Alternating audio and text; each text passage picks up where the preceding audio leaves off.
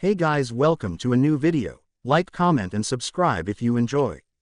Without any further interruptions, enjoy the What If. Chapter 15. Training for War. Silburn, Wandenreich. Yuzu tossed and turned in her bed as she thought about recent events. She had barely gotten any sleep all night. Though considering her situation and the revelation of Ichigo being alive, who could blame her? The Kurosaki girl sat up in her bed, finally giving up on getting any more rest as she looked around the room. She was still in the uniform that Candace provided for her. She didn't even get the chance to find something to change into the night before, due to her weariness. Yuzu thought deeply about her father, Karen, and Ichigo. The idea of them meeting as enemies in some kind of strange supernatural war seemed tragic to her. Her mind couldn't erase the image of Ichigo as a hollow from Bambietta's recording. He was so different now. Was Ichigo really the same Oni-chan that she cherished in the past? She didn't know much about hollows still, but Yuzu knew enough to understand that they were dangerous and powerful creatures. To be the king of them could only mean that Ichigo had to become strong and ruthless. The idea of seeing Ichigo in this manner was hard for her to accept, but Yuzu pushed it aside as she thought about the most important fact. Ichigo was alive, in some manner, and she wanted to see him again. Her thoughts were cut short when she heard the sound of her door opening. She expected it to be Candace like Basby had stated the night before, but much to her horror it wasn't.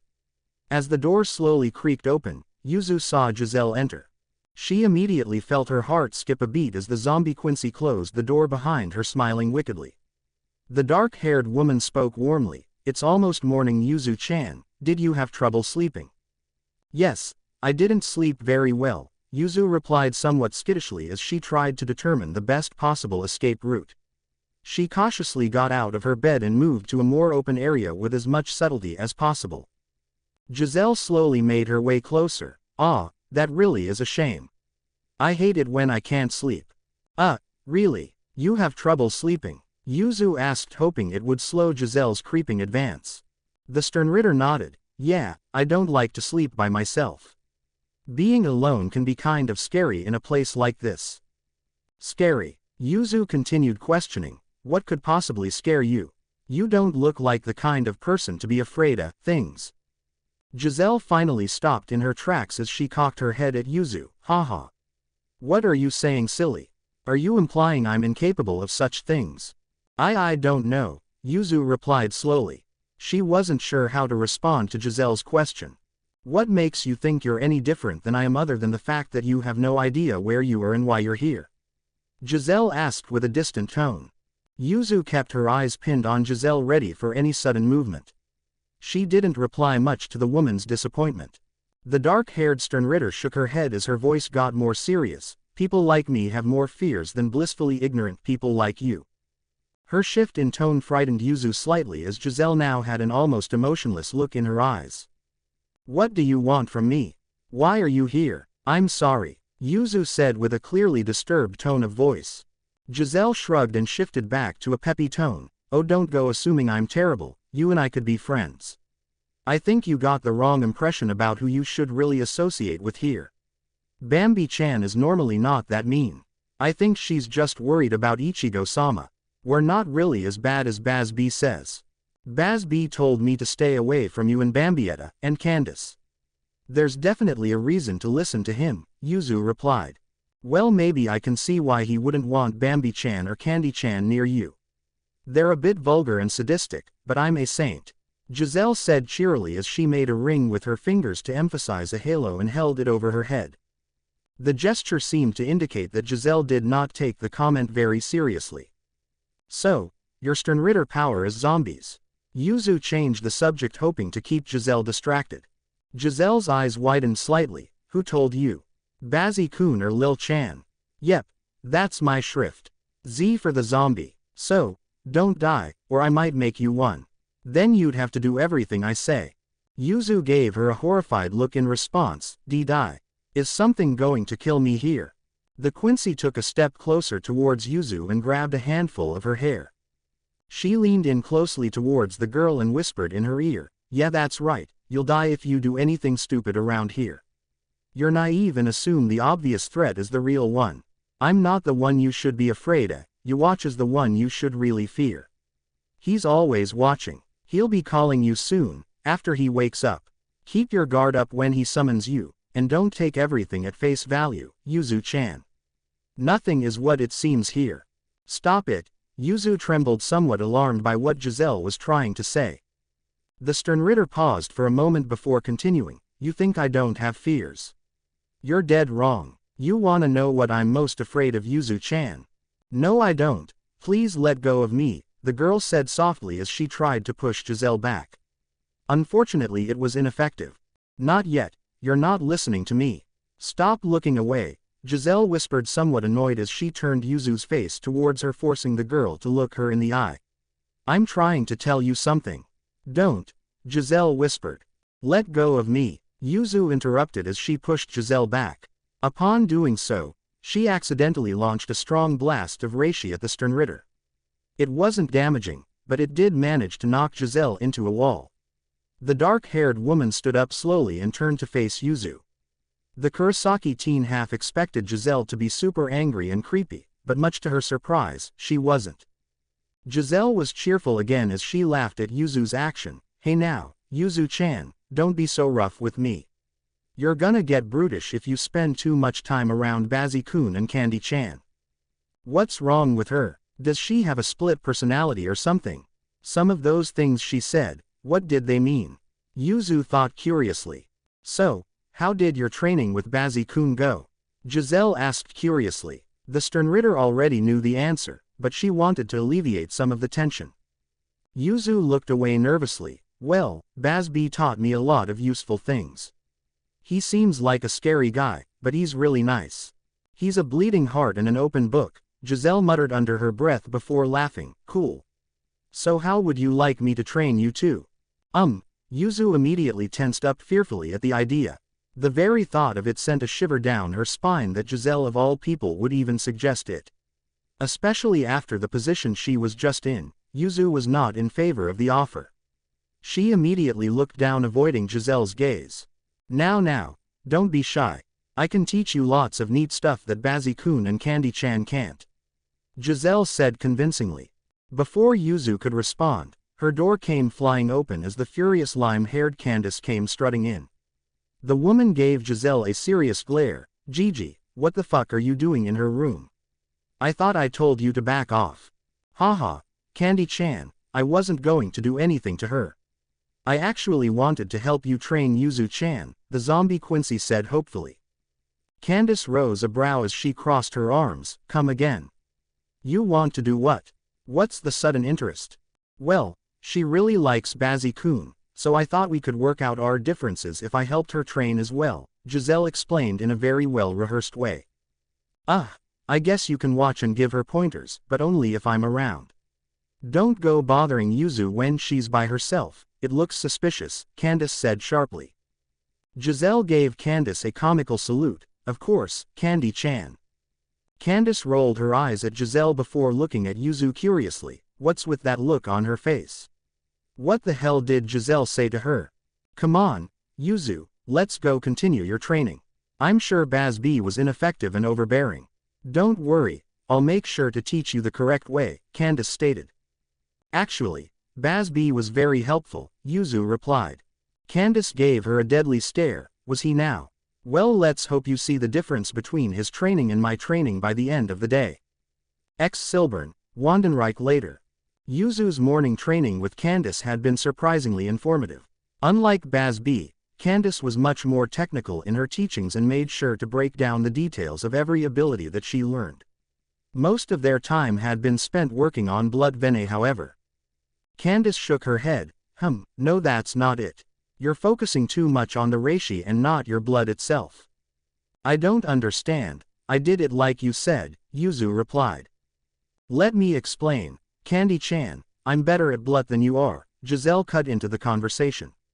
She had been watching from the sidelines most of the morning. Candace rose a brow uncertainly. What makes you think you can teach her blood better than I can? Giselle gave Candace a comical look and giggled. You're not really asking me that, are you? Fine, let's see how good your explanation is, Candace shot back. Your training's gonna have to continue later, Yuwatch has called for an assembly. Bambietta's voice came out of nowhere. Everyone looked over surprised to see the dark-haired Sternritter standing nearby. She had a bored, careless expression on her face as she waved the others over. Hurry up, Hashwolf sent me to get everyone who wasn't there yet. Another assembly already? Candace protested.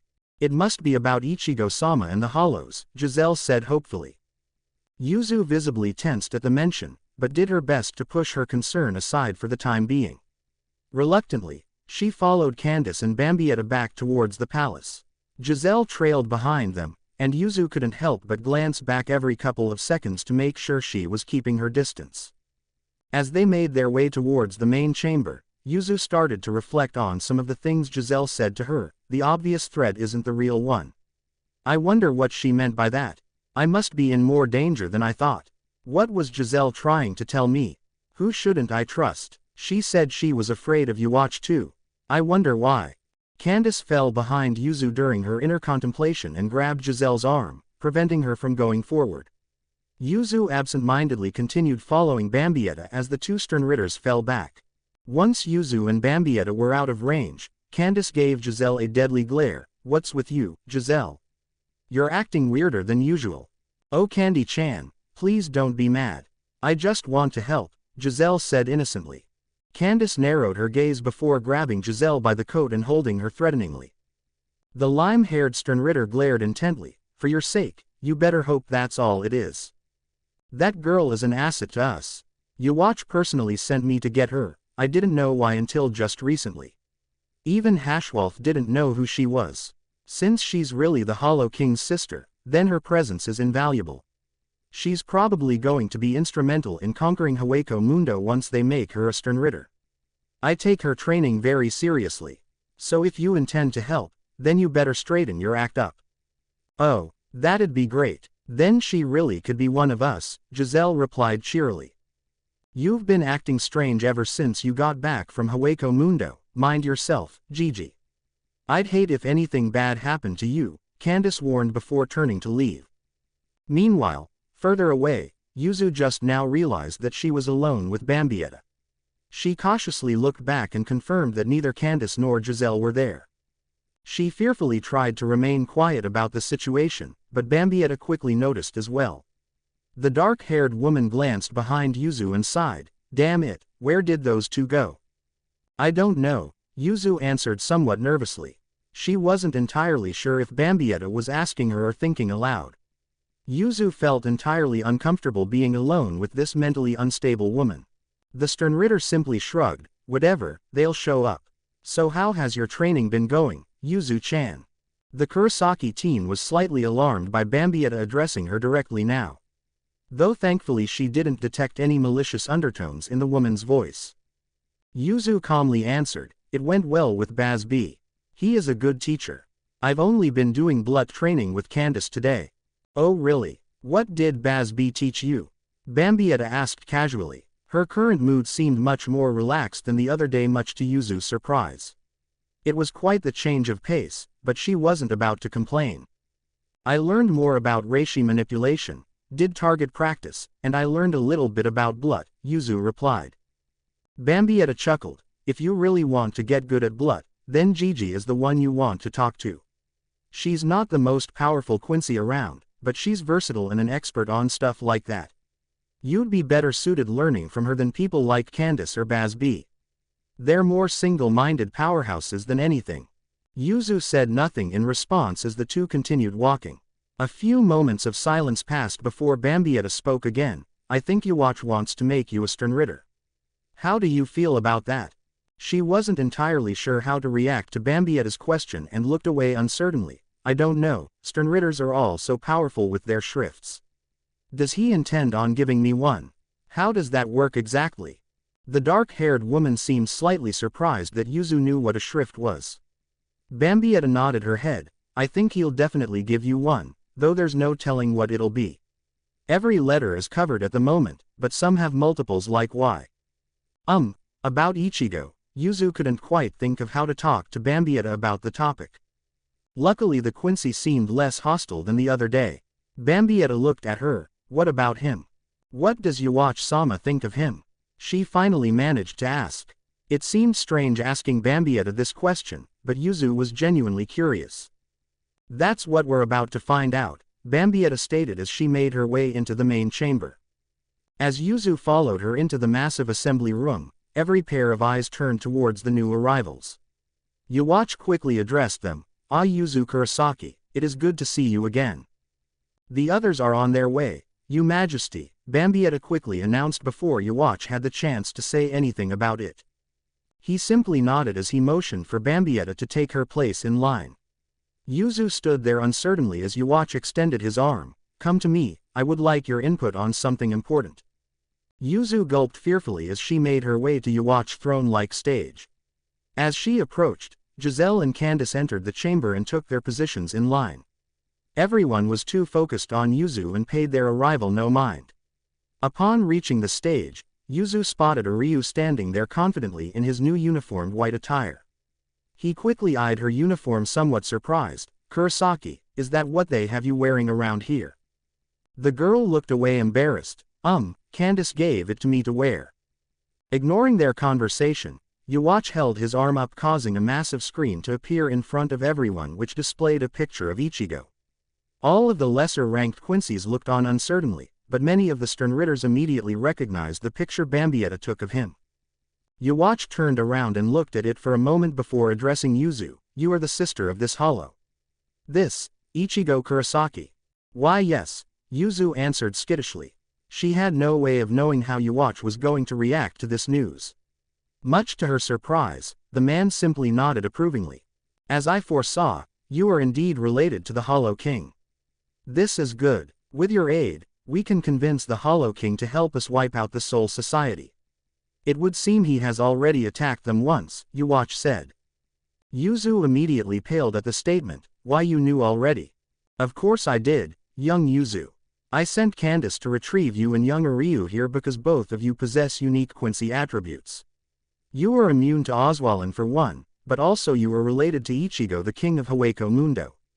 Your help in securing his aid would be most welcome," Yuwatch said with a stern face. The Kurosaki teen wasn't entirely sure how to react to his statement. She briefly looked away and noticed Ryu with a surprised look on his face. He pushed up his glasses and spoke up for the first time. "Ichigo Kurosaki is the Hollow King." "That's impossible. He's white, the same hollow that attacked you in the park," Yuwatch clarified. Ryu wasn't sure what was more alarming to him, the fact that Yuwatch knew about that or the fact that Ichigo, his former classmate, was actually that powerful, infamous Hollow White. "That's impossible. How could Ichigo have become a hollow like that then? And that picture of him, aren't hollows supposed to always have masks?" Ryu questioned.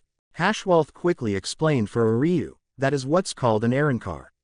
They're hollows with Shinigami powers and human features. They're not very common, and most natural ones originate from powerful Ajukas or Vasto lords." "What does that mean if he's related to her though? Wouldn't he be part Quincy as well?" Ryu realized, completely shocked as he looked over at Yuzu. "Yes, I have heard many of you gossip about this fact. An Arankar with Quincy blood could prove quite powerful if added to our army. Though he could prove quite the threat if we fail to assert control over Hueco Mundo," Yuwatch explained. "Forgive my interruption, Your Majesty, but should we be worried about the hollows? I mean, sure, they have a Quincy-blooded Arankar king, but what kind of fighting force do they honestly have? Arankars aren't very common, and I highly doubt Ajukas would prove much of a match against Sternritters," a middle-aged mustache Quincy asked. Bambietta immediately sent the man a glare. "Don't dismiss them so easily, Robert. Hollows are like moths drawn to a flame.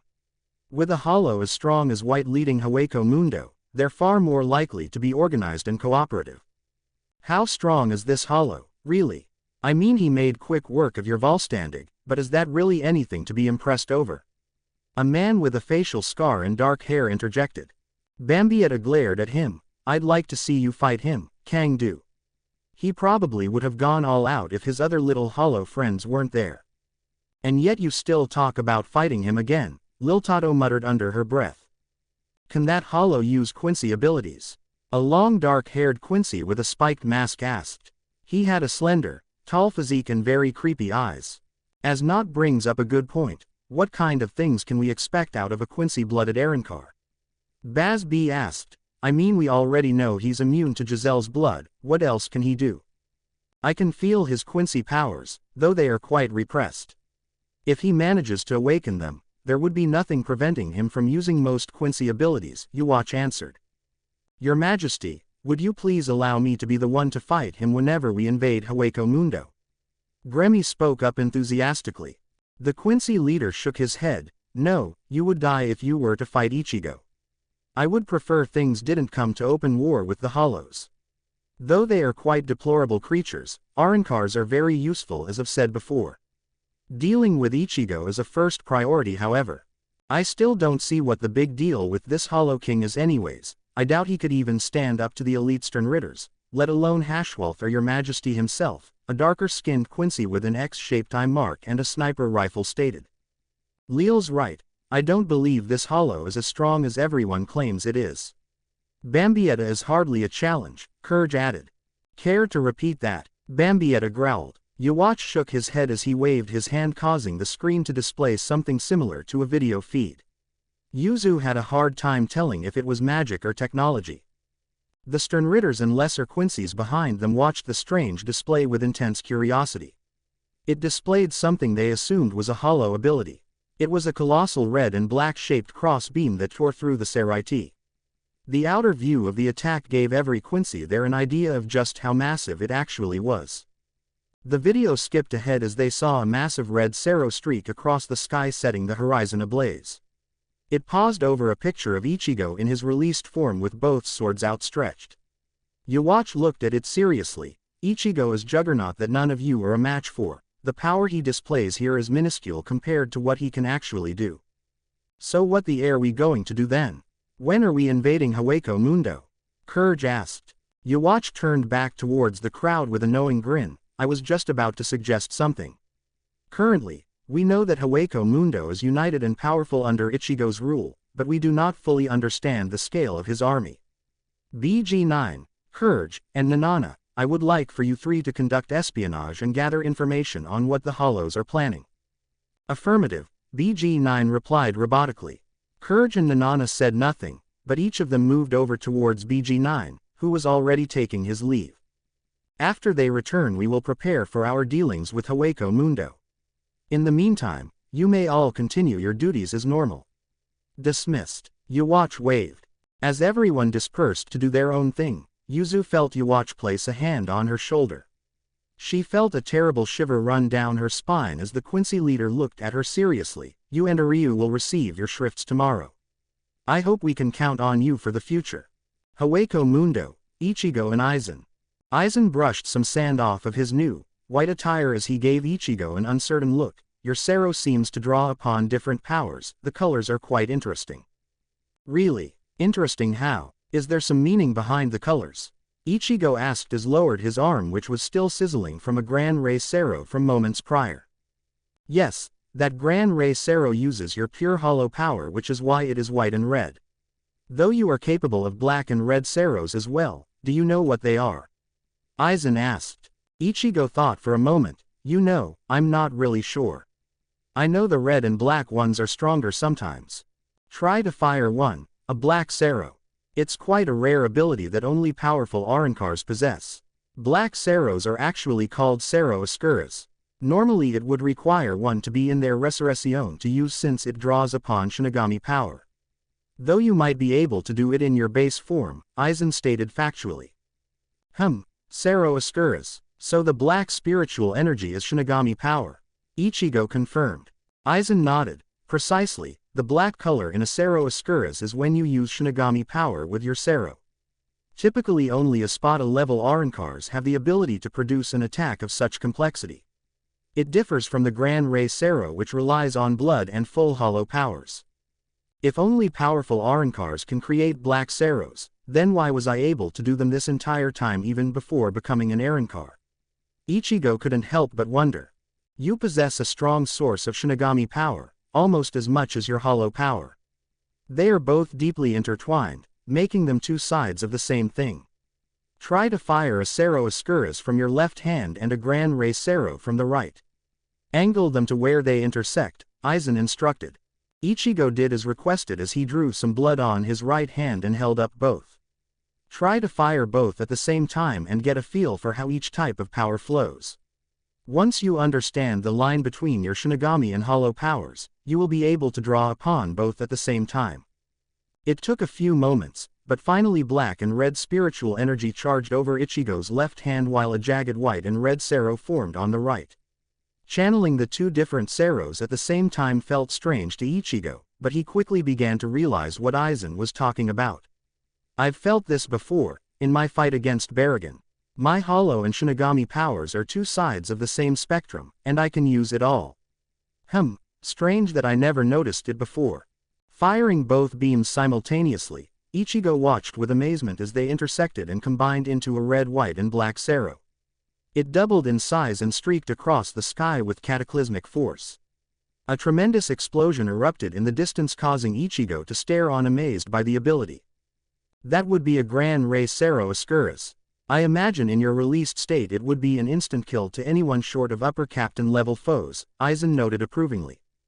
Unbeknownst to both Ichigo and Aizen, Soifun landed nearby and was doing her absolute best to spy on them from maximum range. Pulling out a strange device given to her by Urahara, she placed it over her ears, and could now hear things from much further away.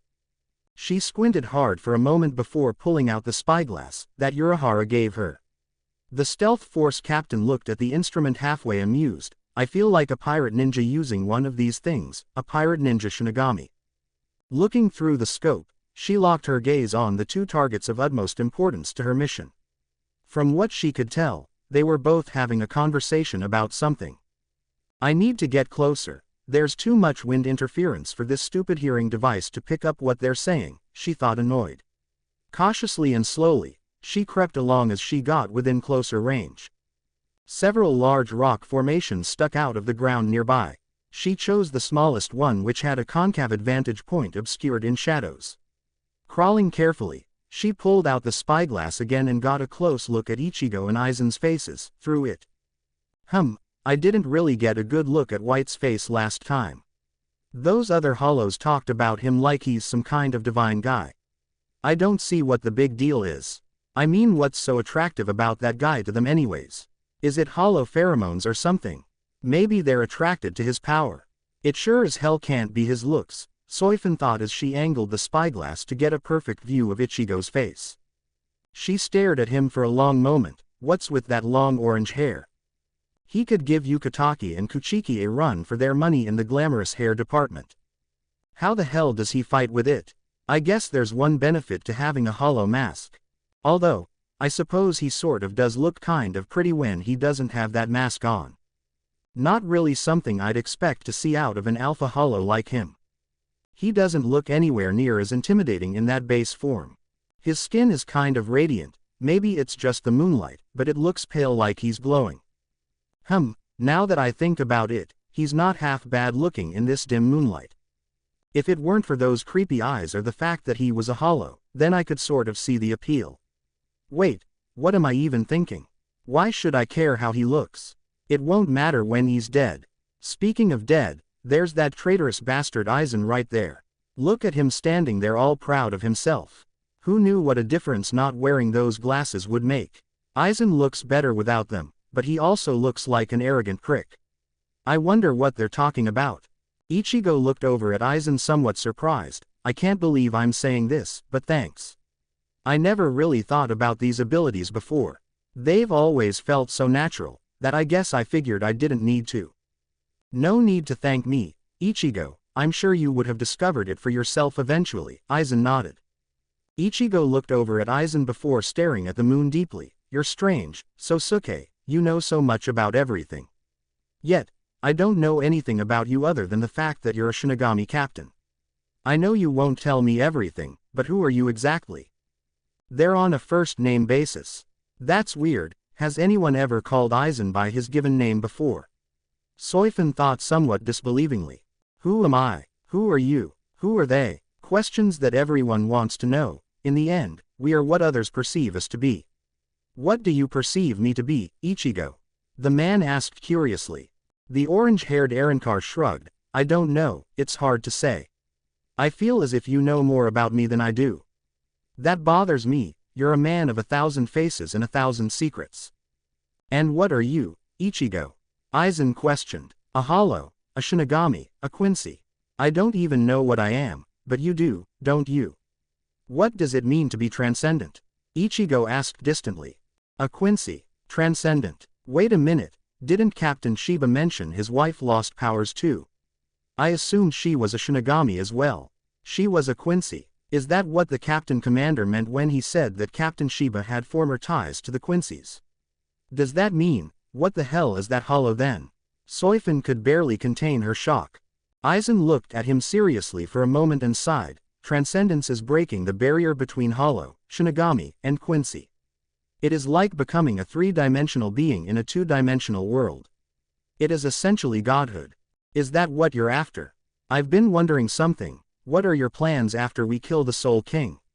What will become of our allegiance then? How will this end if we're both transcendent? The Arrancar wondered. I would prefer that you and I stay on good terms for the remainder of our lives. When that day finally comes, you will understand everything, Aizen replied vaguely. Ichigo wasn't surprised by the man's response and simply sighed as he stared back at the moon again. Aizen looked up at it as well. Soifin's eyes widened in shock as she tried to contemplate what she just heard. Did they just say they were going to kill the Soul King?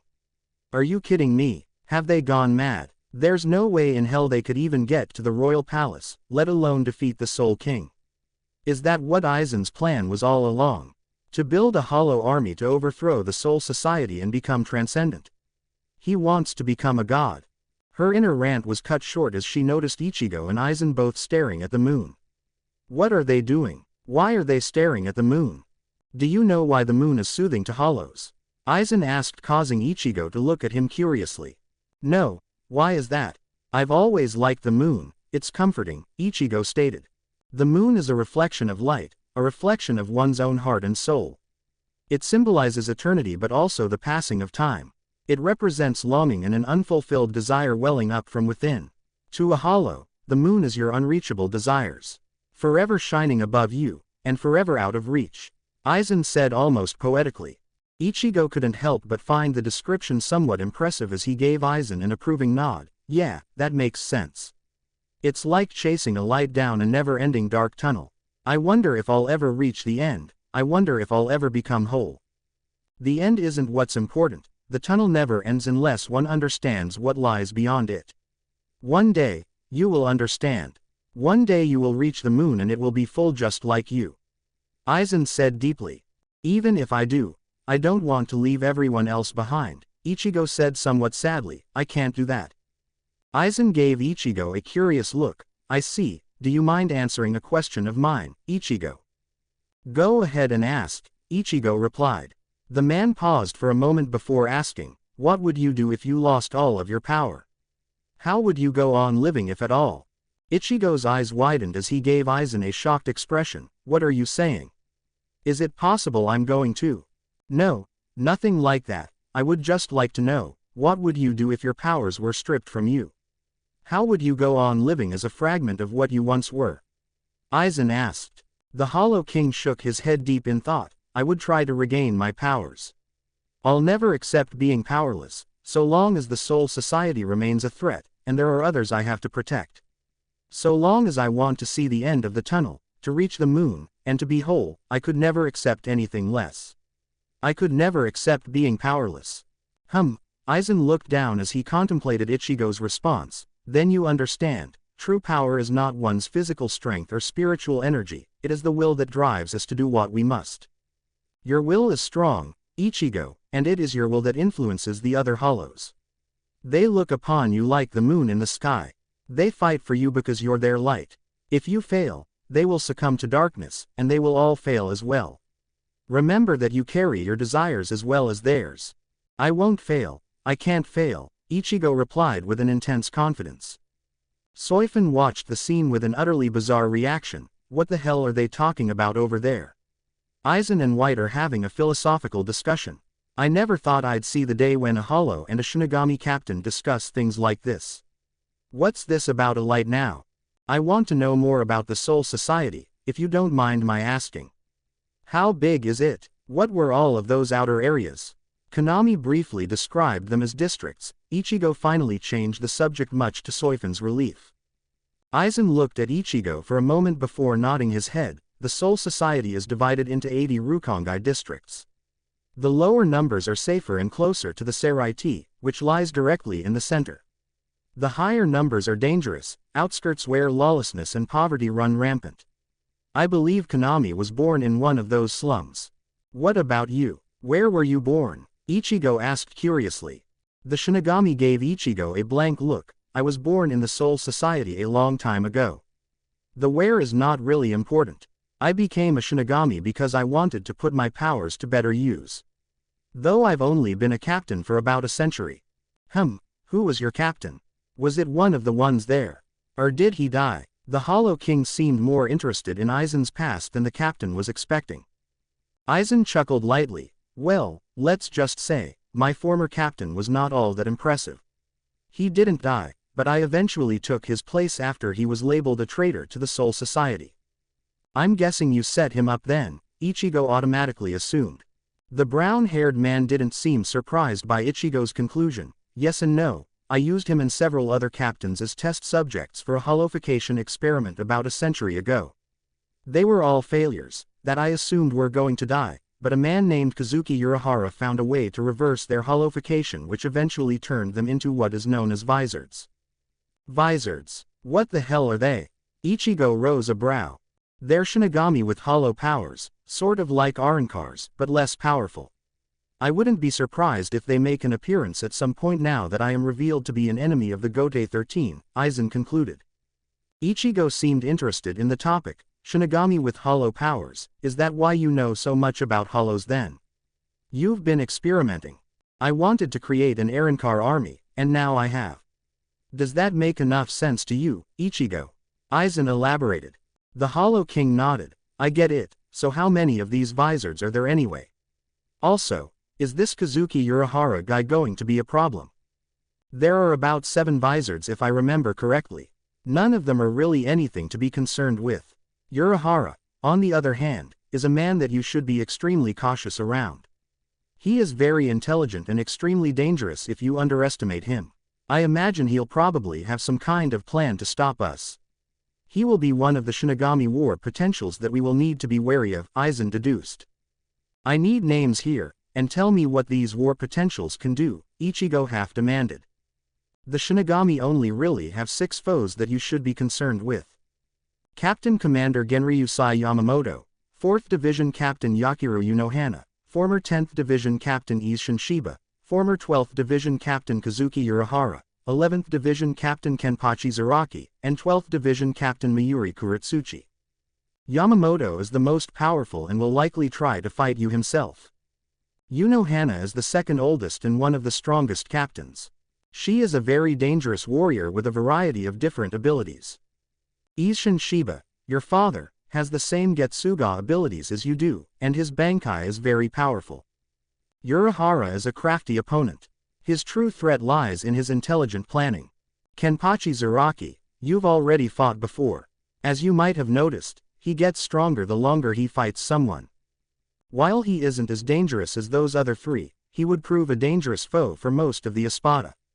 Taking him out early would be ideal. The last war potential, Mayuri Kuretsuchi, is a lot like Urahara, in that he is more of a strategist. He typically comes up with all of their research experiments and will easily exploit weaknesses if you let him. He's also been working on a Garganta so that the Soul Society could come here directly, Aizen explained thoroughly. Ichigo thought for a moment, what about the rest of the captains? The white-haired one and the pink kimono one looked like they were strong. Aizen gave Ichigo a serious stare. Your Espada would be better suited for dealing with those 2. Are none of the other captains a threat? Ichigo wondered. No, they are all fodder and trash. They are no match for the upper Espada, let alone you or me, Aizen replied. Fodder, trash, is that what Aizen thinks of me? That fucking traitorous bastard, Soifin fumed mentally. Can you list them all for me anyway? Ichigo requested. Aizen sighed. Very well, I'll name off the lesser captains. The 2nd Division, captain is a woman named Soifin. Her powers are very unimpressive and I doubt she could even scratch you. Her predecessor was much more impressive in my opinion. Lesser captains. Fuck you Aizen. I'm not weak. How could he just badmouth me so effortlessly like that? Why does everyone think I'm a pushover? Soifin gritted her teeth furiously. The 6th Division captain is Byakuya Kuchiki. While he is more impressive than others, he barely held his own against Ulquiorra in Vasto Lord form. He is intelligent though, I would let one of the middle-ranked Espada deal with him. The 7th Division captain is Sajin Komamura, he is a beastly-looking creature. He tried to attack you during our escape. As you probably remember, he wasn't much of an opponent. The 8th Division captain is the one with the pink kimono, Shunsui Kyoraka. He is strong, but like I said, one of your upper Espada can handle him. Same goes for Jashiro Yukitaki, the 13th Division captain with the long white hair. Their abilities can prove annoying, but they are nowhere near as dangerous as the 6 war potentials that I listed. Aizen continued. Aizen doubts Kyoraka and Yukitaki, but he thinks Zaraki is stronger than them. What kind of weird logic is that? And how is Kuretsuchi considered an ace and not me? Also, did he forget to mention Captain Hitsugaya? Soifin thought. What about that short kid with the spiky white hair? He was a captain, right? Ichigo asked as he remembered fighting Toshiro during his encounter with Kenpachi Zaraki. A very faint grin etched Aizen's face at the mention of the final captain, him. That would be the captain of the 10th Division, Toshiro Hitsugaya, he is fodder. He would likely prove just as useless in a fight against either one of us as Captain Soifin or Komamura. I wouldn't even bother concerning yourself with them. Damn you Aizen, I hate you. I can't wait for the Soul Society to kick your arrogant ass and stomp that smugness right out of you. You guys won't be laughing when I report your plans to the Soul Society. We'll see how useless I am then. Soifin thought furiously as she clenched her fists tightly. There's something else that's been bothering me. How did my sister become a Shinigami? She was a normal human living in Karakura town.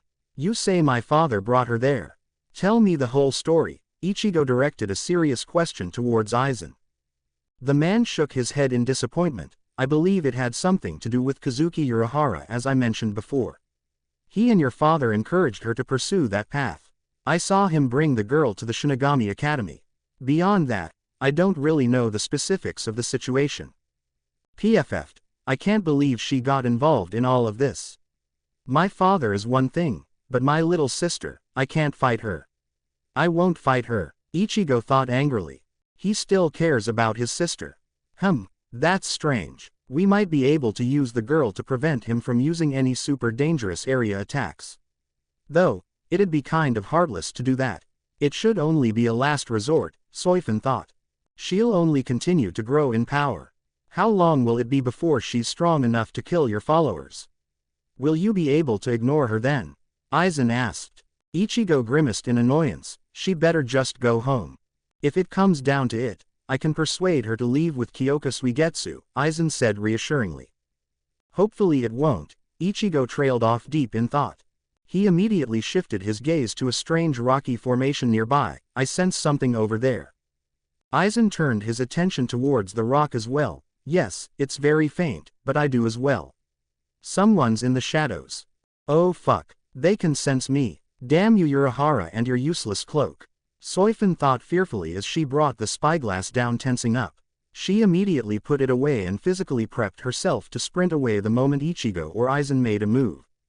Before either he or Aizen could say another word, they noticed a sneaky silver-haired Shinigami come from behind the rock formation. It was none other than Jin Ichimaru. The silver-haired foxy man waved at them with a cheery grin. Hey, I was wondering where you two ran off. How long has he been there?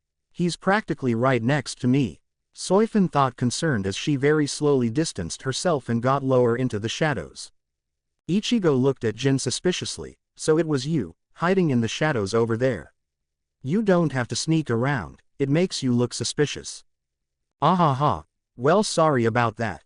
You and Aizen-sama were having an interesting conversation and I didn't want to interrupt. Jin said sheepishly as he rubbed the back of his head. So it was him over there. Ichigo thought as Jin moved closer. His spiritual pressure was noticeably higher than its normal state, much to Ichigo and Aizen's curiosity. Jin, is there something you needed? Aizen asked. I just wanted to see how you two were getting along. How goes the training? Jin deflected expertly. Quite well actually. I was helping Ichigo to understand his Sero. We were actually about to spar, if you'd care to watch, Jin, Aizen suggested. They were. The hell, I didn't hear anything about them sparring, Soifin thought incredulously. Ichigo simply chuckled at the comment, I wouldn't mind a quick skirmish with you. The silver-haired man beamed at the suggestion, it'd be an honor to watch you train Aizen-sama. It's been ages since I've seen you do it. Keeping track of the days are you? Aizen said with a slight grin. Ichigo looked between Jin and Aizen somewhat confused, why is there this strange tension between these two? For close friends, they sure seem kind of fake in their exchanges. Now Ichigo, you command overwhelming power, but you will sometimes be faced with enemies that are very well trained in what is called Kido. I want to demonstrate some of it to you. There are three primary types known as Hado, Bakudo, and Kaido. The first uses offensive-based spells, the second one is more battle-supportive and suppressive, and the last one is healing-based. Many high-level Shinigami are experienced in some manner or another with Kido, Aizen stated. Jin's eyes opened fully as he watched the scene with curiosity. Is Aizen really about to try what I think he is? These Kido spells are ranked from 1 to 99. The higher the number, the more deadly the spell, though a powerful Kido user can turn even low-level spells into a deadly attack. Yamamoto, Hana, and Urahara are all experts in Kido. That is something to be aware of, Aizen continued. Aizen's not taking any chances with them, is he? I wonder what he has planned for Ichigo.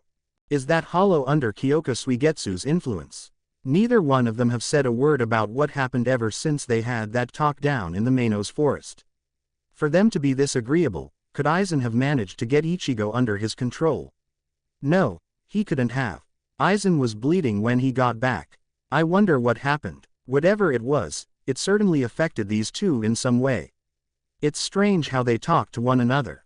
It's almost as if Aizen trusts him. Why? Jin contemplated. I've never seen a Shinigami do anything like that before. I thought your powers were all based around your Zanpakutos. Ichigo thought aloud. Aizen gave Ichigo a knowing stare. That is why it is good that we're training.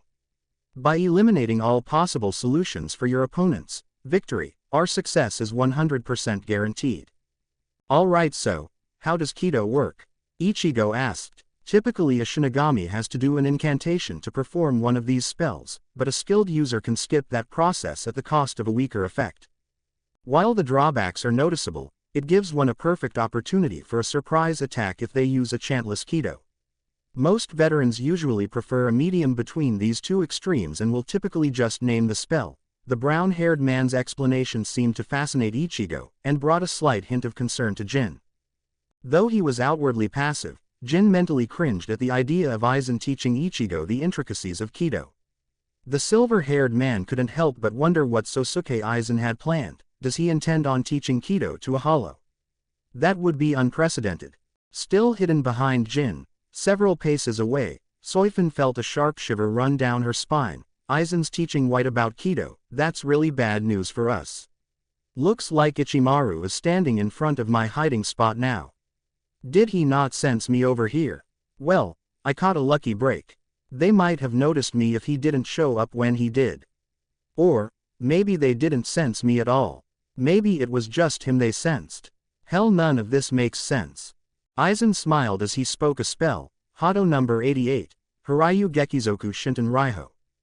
Jin and Soifin both watched with shock as Aizen fired a literal beam of lightning out of his hand towards Ichigo. The Arrancar's eyes widened at its sheer magnitude. What the hell is that? Ichigo countered it as he held his bloody hand up, Gran Rei Sero. Before the powerful beam of lightning could strike him, Ichigo countered it with his deadly Sero. Both beams locked into a tremendous surge of explosive energy. It exerted an indescribable amount of force as Soifin and Jin found it much harder to move. As the countering beams pushed against each other, they grew larger and larger by the second. Soifin's eyes widened shocked at the sight. They call this training. This looks like a death match. Captain Aizen certainly didn't pull any punches. That's the same Hado that Mustache Guy used on us over a century ago. I wasn't aware Aizen knew how to do it, Jin thought incredulously. Ichigo's Sero and Aizen's Kido were deadlocked for almost half a minute before the Sero managed to push it back. Soifin stared in disbelief. How long has this been going on? It looks like White's pushing it back. His Sero can counter a forbidden high-level Hado of that size with just sheer power. I don't know whether to be impressed or horrified. Bakudo number 81. Denku, Aizen stated, causing a powerful barrier to come up and block the Sero before it could hit him. After the attack subsided, Ichigo stared with curiosity. What was that? A barrier. A Bakudo is a more versatile spell that is best suited for weakening an opponent or countering them. It can be used for good defensive spells as well, Aizen explained. That looks useful, Ichigo noted. Try to use a Getsuga against me, Ichigo. I want to show you something, Aizen said coolly. Ichigo drew his blade and swung it at Aizen in its sealed form, releasing a controlled burst of black and red spiritual power in an arced wave of energy. Before it could make contact, Aizen drew his sword and deflected the Getsuga with just one swing. Ichigo laughed at the display. I wasn't expecting something so simple. I wasn't expecting a weak Getsuga either. I thought you wanted to spar, Aizen said, almost grinning.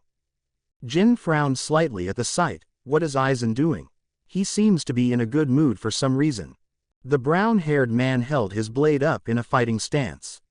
Ichigo cocked his head somewhat confused before Aizen flew towards him a split second later.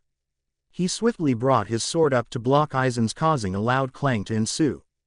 Both warriors pressed swords against one another before flaking their blades off to the side. The moment after doing so, a considerable chunk of sand and earth came blasting out of the ground as it crumbled into the distance. Jin stared at the display somewhat impressed. Even in their base states, a simple parry caused that much residual force. Ichigo seemed surprised by Aizen's strength. I don't remember you being this strong before. That's your number one weakness, Ichigo, Aizen replied calmly. Ichigo immediately swung his blade in for swift slash, which met Kyoka Suigetsu.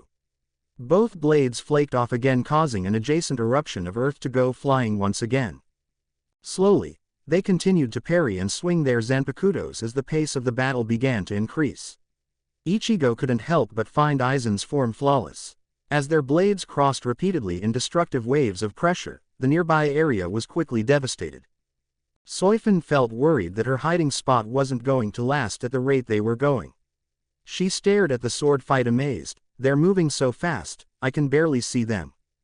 To Ichigo and Aizen, their exchange felt slow. But Jin and Soifin seemed to think otherwise as they both witnessed the blinking blur of Aizen and Ichigo appearing across the battlefield, repeatedly parrying the other's attacks. Sparks seemed to fill the air as the blurs got faster and faster. They both stopped briefly as they gripped their swords with two hands. Jin couldn't help but find the scene strange. I've never seen Aizen use kendo. Ichigo seems to be copying him. This ought to be interesting. Aizen looked at Ichigo curiously. You're trained in kendo, are you? I had some experience when I was a human, Ichigo replied. Aizen smiled at his remark. Show me. Both warriors charged in and swung their blades with full force, causing a sonic boom. The pressure behind the clash was so great that it actually sent both combatants flying back from each other. Jin covered his ears as they repeated the move, and before long, the following clashes began to pick up again in another torrent of attacks. Jin could only compare this training match to a mortar barrage due to the booming noise and ridiculous amount of damage it was doing to the surrounding landscape. Soifin could barely believe the sheer magnitude of this sparring match. I had no idea Captain Aizen was this powerful. He's holding his own against White better than I expected he would. Has he been downplaying his power this entire time?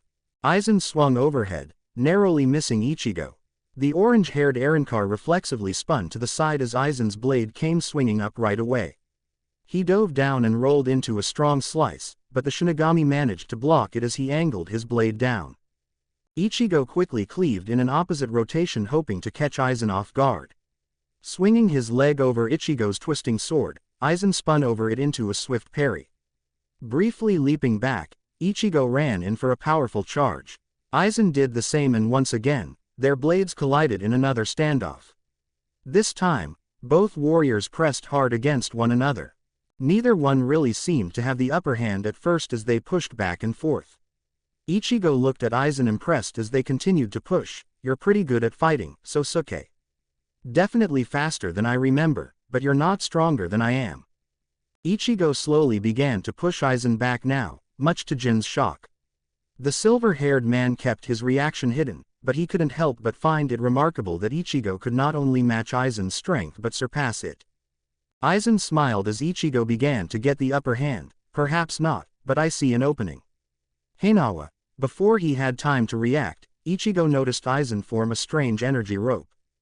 Ichigo soon felt the strange rope of energy wrap around one of his arms. Aizen tugged at it, forcing Ichigo to weaken his grip. The Arrancar immediately pulled against it, causing the rope to strain. However, during his brief moment of doing so, Aizen delivered a powerful slash across his chest. After his attack made contact, Aizen leapt back and took in Ichigo's reaction. He looked at Aizen somewhat surprised. Nice move, but you're going to have to do better than that. That was simply a scratch so that I could use Kido. Allow me to show you how it works, Aizen stated as he stepped forward and held his hand up. A green glow covered it as he held it up to Ichigo's wound. The Hollow's wounds were already healing due to his natural regeneration, but the Kido sped the process along. He looked at the green glow around Aizen's hand as the Shinigami pulled it back. A small chuckle escaped Ichigo's lips as he looked at Aizen. Is it possible for me to learn Kido? Oh hell no, please tell me that this is not really happening, Soifun thought, horrified. Jin seemed deep in thought. This is bad news for the Soul Society. Possibly, I would be interested to see if you were capable, Aizen said coolly. Before Ichigo could reply, a crashing thud caught his attention. He looked up curiously as he spotted Wandenreich. The purple-eyed blonde waved at him in a friendly fashion. Moments later, Luffy appeared right behind him. Wandenreich looked between Ichigo and Aizen for a brief moment before speaking. White, Zale asked me to come get you. He said he found something out about that Quincy blood on your coat. Really? I should probably go see him then. We need to find out what this Wandenreich is capable of. I guess we'll have to pick this up another time. So Suke, Ichigo waved before heading off with Wandenreich and Luffy. After they were gone, Aizen looked over at Jin somewhat amused. Is something bothering you, Jin? No, Aizen-sama, I just found your little skirmish with White kind of impressive. You seem to be enjoying yourself, Jin noted. Aizen simply began to walk away. Perhaps, Ichigo is my greatest achievement. I enjoy watching him grow. He has surpassed my expectations. I'm kind of glad he became a Hollow now. Things are going much smoother because of it. I don't know you to be on a first-name basis with anyone. I'm surprised you let him address you so casually, Jin said carefully. The brown-haired Shinigami gave Jin a careless shrug. Ichigo is worthy enough to address me by name. So I don't mind. Why does the idea of them being friends make me nervous? It's going to be a lot harder to find my moment of opportunity now, Jin thought to himself as Aizen headed back to Las Noches. The silver-haired Shinigami shook the doubt from his thoughts as he watched Aizen depart. The brown-haired man didn't seem to waste any time as he simply flashed away, leaving Jin at the torn-up battleground. The silver-haired man sighed as he glanced down, deep in thought. He couldn't help but wonder what the nature of Ichigo and Aizen's true allegiance was. Deep down, he had a feeling that Aizen was onto him, and was using Ichigo as a shield. Whatever the case, Jin knew that things were going to become much more dangerous for everyone as a result of Ichigo and Aizen's mutual cooperation with one another.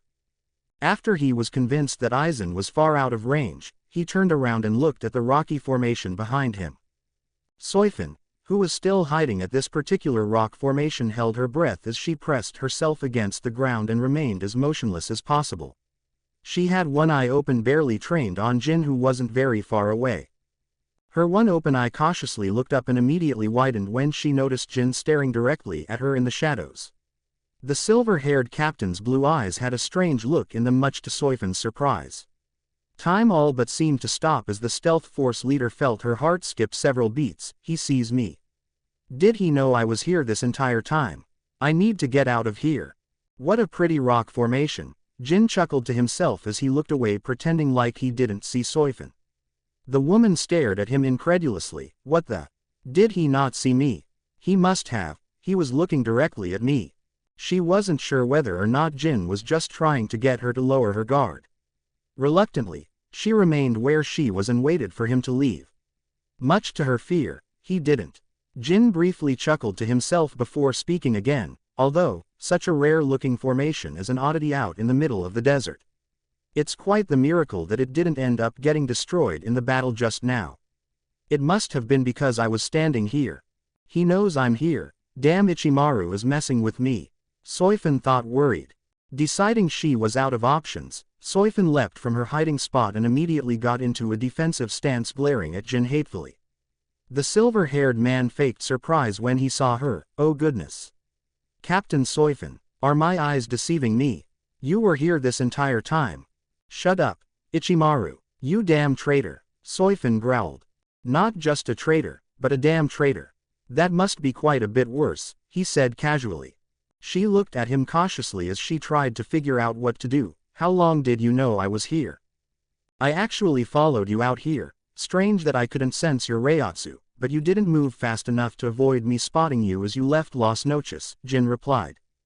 The woman's face went pale. Why, you followed me out here? You're lying. If you knew I was here, you would have said something to them. I'm surprised you actually had the courage to come here by yourself after the attack on the Soul Society.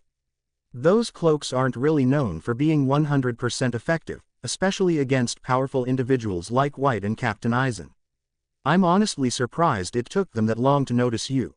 I think the cloaks are emotion-based to some degree. You should have kept your cool, Jin chuckled. Why are you guys working with Aizen? Why did you betray us for an allegiance with Hollows? And why didn't you tell them I was here if you knew? She demanded angrily. Jin looked at her somewhat amused. Now that is an interesting bunch of questions. Betrayal is such a terrible thing, isn't it? You tell me, you're the one who did it. She growled. How's everybody been since we left? Jin asked enthusiastically. Soifun couldn't help but find his tone infuriating. She gave him the meanest look she could muster. Why would you care? Everyone's still pissed. Your Lieutenant Izuru and Matsumoto are both devastated. I hope you're happy with what you've done. I hope you enjoy living in this dark desert with a bunch of megalomaniacs and monsters. It's not all bad out here, and they're more lunatics than anything. The moon is quite the icon around here. Jin said lightheartedly. They're talking about killing the Soul King. Are you seriously in support of something so preposterous? Soifun demanded angrily. Jin sighed. Well, not exactly, but it's what Captain Aizen wants. Believe me when I say, if he wants something, he'll find a way to get it. He finally has his Arankar army. Shut up. So are we going to do this or what? Soifun asked as she reached for her Zanpakuto. Jin looked at her seriously as he slowly put his hand on his hilt. Are you sure you want to do that? I'm sure as hell not about to be captured without a fight. She countered. The only reason they didn't sense you is because I was here to cover you, in case that wasn't obvious, Jin stated bluntly, causing Soifun to stare at him disbelievingly. She shook her head. Then, you were trying to cover me. Why? You should go. I won't be able to hide your presence next time. It's quite miraculous neither one of them spotted you before I showed up. I wouldn't waste this chance to leave, Jin said, slightly more serious now. Soifun gawked at him, shocked. Are you not loyal to them? Jin stared at her seriously. We never saw each other. I can pretend I didn't see you and you can keep this a pretty little secret, can't ya? I'd appreciate it if you left this detail out of your report. Is he not really loyal to Aizen? Ichimaru is a double agent. Soifun thought disbelievingly. She wasn't sure whether or not this was a setup to get her to lower her guard. Soifun backed away as she kept her eyes glued on the silver-haired man. This continued until she was far enough away, before she began to take off. As she took off, Jin stood there frowning slightly. I hope she keeps her mouth shut. I only have one chance and I don't need the Soul Society ruining it. Though I only have the ability to take out one of them. I wonder who is more dangerous, Aizen or Ichigo. Damn it, Aizen's always one step ahead. Outside of Zale's laboratory. As Ichigo followed Wandenreich and Lupi through the hallways of Las Noches towards Zale's new laboratory, he couldn't help but notice the annoyed look on Lupi's face. The dark-haired Arankar let out an over-exaggerated sigh, quickly announcing his displeasure. Ichigo cocked his head curiously. What's wrong, Lupi? HMPH. Well, besides the fact that I didn't make it into the Espada and I'm this guy's lackey now, nothing much, Lupi stated with a touch of displeasure. Wandenreich looked back at him with a reassuring smile. You're not my lackey. I just wanted a fraction close enough to my power level one could train with. Lupi's aggravated face seemed to ease up slightly as he rose a brow at Wandenreich. You trying to win me over with flattery? It's not going to work. I'll do what you say, but I'm not your pal. You should feel honored that an Espada chose you to be in their fraction, Lupi. It means he recognized your worth. Ichigo persuaded. The effeminate Arrancar looked at Ichigo somewhat understandingly. I suppose you have a point there. Before their conversation could continue, an overexcited pink-haired man met them at the entrance to his laboratory. Zale was standing there with a beaming grin on his face. Glorious, exalted High King White. I have amazing news that might just earn me a bit of your affection. Ichigo chuckled at his enthusiasm. All right, what did you find, Zale? Come in, come in. I want you to look inside my laboratory first. I wasted no time in getting it set up properly, Zale said as he waved the three hollows in with an inviting arm motion. As they passed inside, Ichigo looked around somewhat impressed by all the various different mechanical devices set up. He didn't get much of a chance to look around as Zale grabbed his forearm and practically pulled him to a specific section in the laboratory. Upon reaching their destination, Zale let go and ran over to work several panels, causing a large tank to rise out of the ground. Inside of it was a strange concoction of dark liquid. Ichigo looked at it somewhat confused before meeting Zale's gaze. He immediately began to explain what they were looking at. As you can see, Your Excellency, this is a vaccine I created using the blood sample you gave to me. Sadly, there isn't as much. Your pants would have provided 120% increased results, but I digress. I discovered what this blood can do. After testing it on some subjects, I discovered that it has the ability to latch onto living beings just by touching them. It has some strange type of reishi manipulation properties, which could very easily give one control over anything it affects. Now I am almost positive of what kind of effect this would have if its source owner was around. It would give that person the ability to contaminate another's blood and control them through it. But that's not all. This blood has amazing healing properties and can even reanimate and replenish dead tissue. Due to its composition, I imagine high exposure to this blood would darken the skin of stronger spiritual beings because. I think he gets the idea. So what's this vaccine for? Lupi interrupted, causing Zale to give him an intolerable huff. The pink-haired man crossed his arms as he took a step back. Well, I forget, we're in the presence of lesser-minded hollows. I will cut to the chase then. The Quincy who shed this blood has a necromantic nature. This vaccine can counter the Sternritter's ability to control living targets. Yeah, I think her name was Giselle or something like that. Ichigo remembered the very creepy Quincy. Zale's eyes widened slightly. Yes, Giselle, you say. I looked over her DNA samples from the blood and. Nobody cares. Lupi protested in annoyance. How is this relevant? The pink-haired man sighed. I suppose it isn't. Anyways, this vaccine I created has the ability to counteract the effect on our living, but I am not entirely sure if it'll work for a dead Arrancar. Their immune system and spiritual power ceases to function after vital organs shut down and, excuse my ranting. I don't mean to bore you with all of this. Essentially, the vaccine is ready for our army. It's okay, Zale, good work. I actually have another project for you if you're not too busy, Ichigo replied. Zale immediately bowed his head. I'm never too busy to help you, White. All right then, I need you to develop some kind of way to counter Quincy's with hollow blood. Apparently, we're poisonous to them. See what you can do with that. Maybe create a biological weapon, Ichigo suggested. The pink-haired scientist immediately burst into an unrestrained grin. I love the way you think, White. Truly, you and I are two of a kind. Your genius suggestion is perfect. I will get started immediately. Sounds good. Also, make sure you get some time in to train too. Everyone needs to be ready to fight, the Hollow King stated. Zale gave Ichigo a curt nod. Of course, I'll make sure I refine my abilities. Find a training partner too if you can. Preferably someone you won't damage too badly, Wandenreich added with a faint concern. Lupi shook his head as Zale began to run around the room gathering various supplies for his new project. What a nut job. Hey, at least he's on our side, Ichigo replied. My brother's crazy. There's no beating around the boulder there, a newly arrived Arrancar stated. Ichigo quickly recognized it as Yilfort. Zale turned his gaze towards the doorway and spotted the blonde Hollow. "Oh, look who decided to come visit me in my new lab." "Yeah, I didn't come hang out with you, Zale. Grimmjow was looking for you, White," the blonde explained to Ichigo as he ignored his pink-haired brother. The Hollow scientist gawked at him irritably. "Well, fine, just ignore me then. Shouldn't you be getting to work? I'm pretty sure White just gave you an order," Yilfort countered. The pink-haired man narrowed his gaze and gave a cocky grin. "Ah yes, of course. You must not know what it's like having others depend on you." Before an argument could break out, Ichigo quickly interrupted. "Take me to Grimmjow, I'll go see what he wants."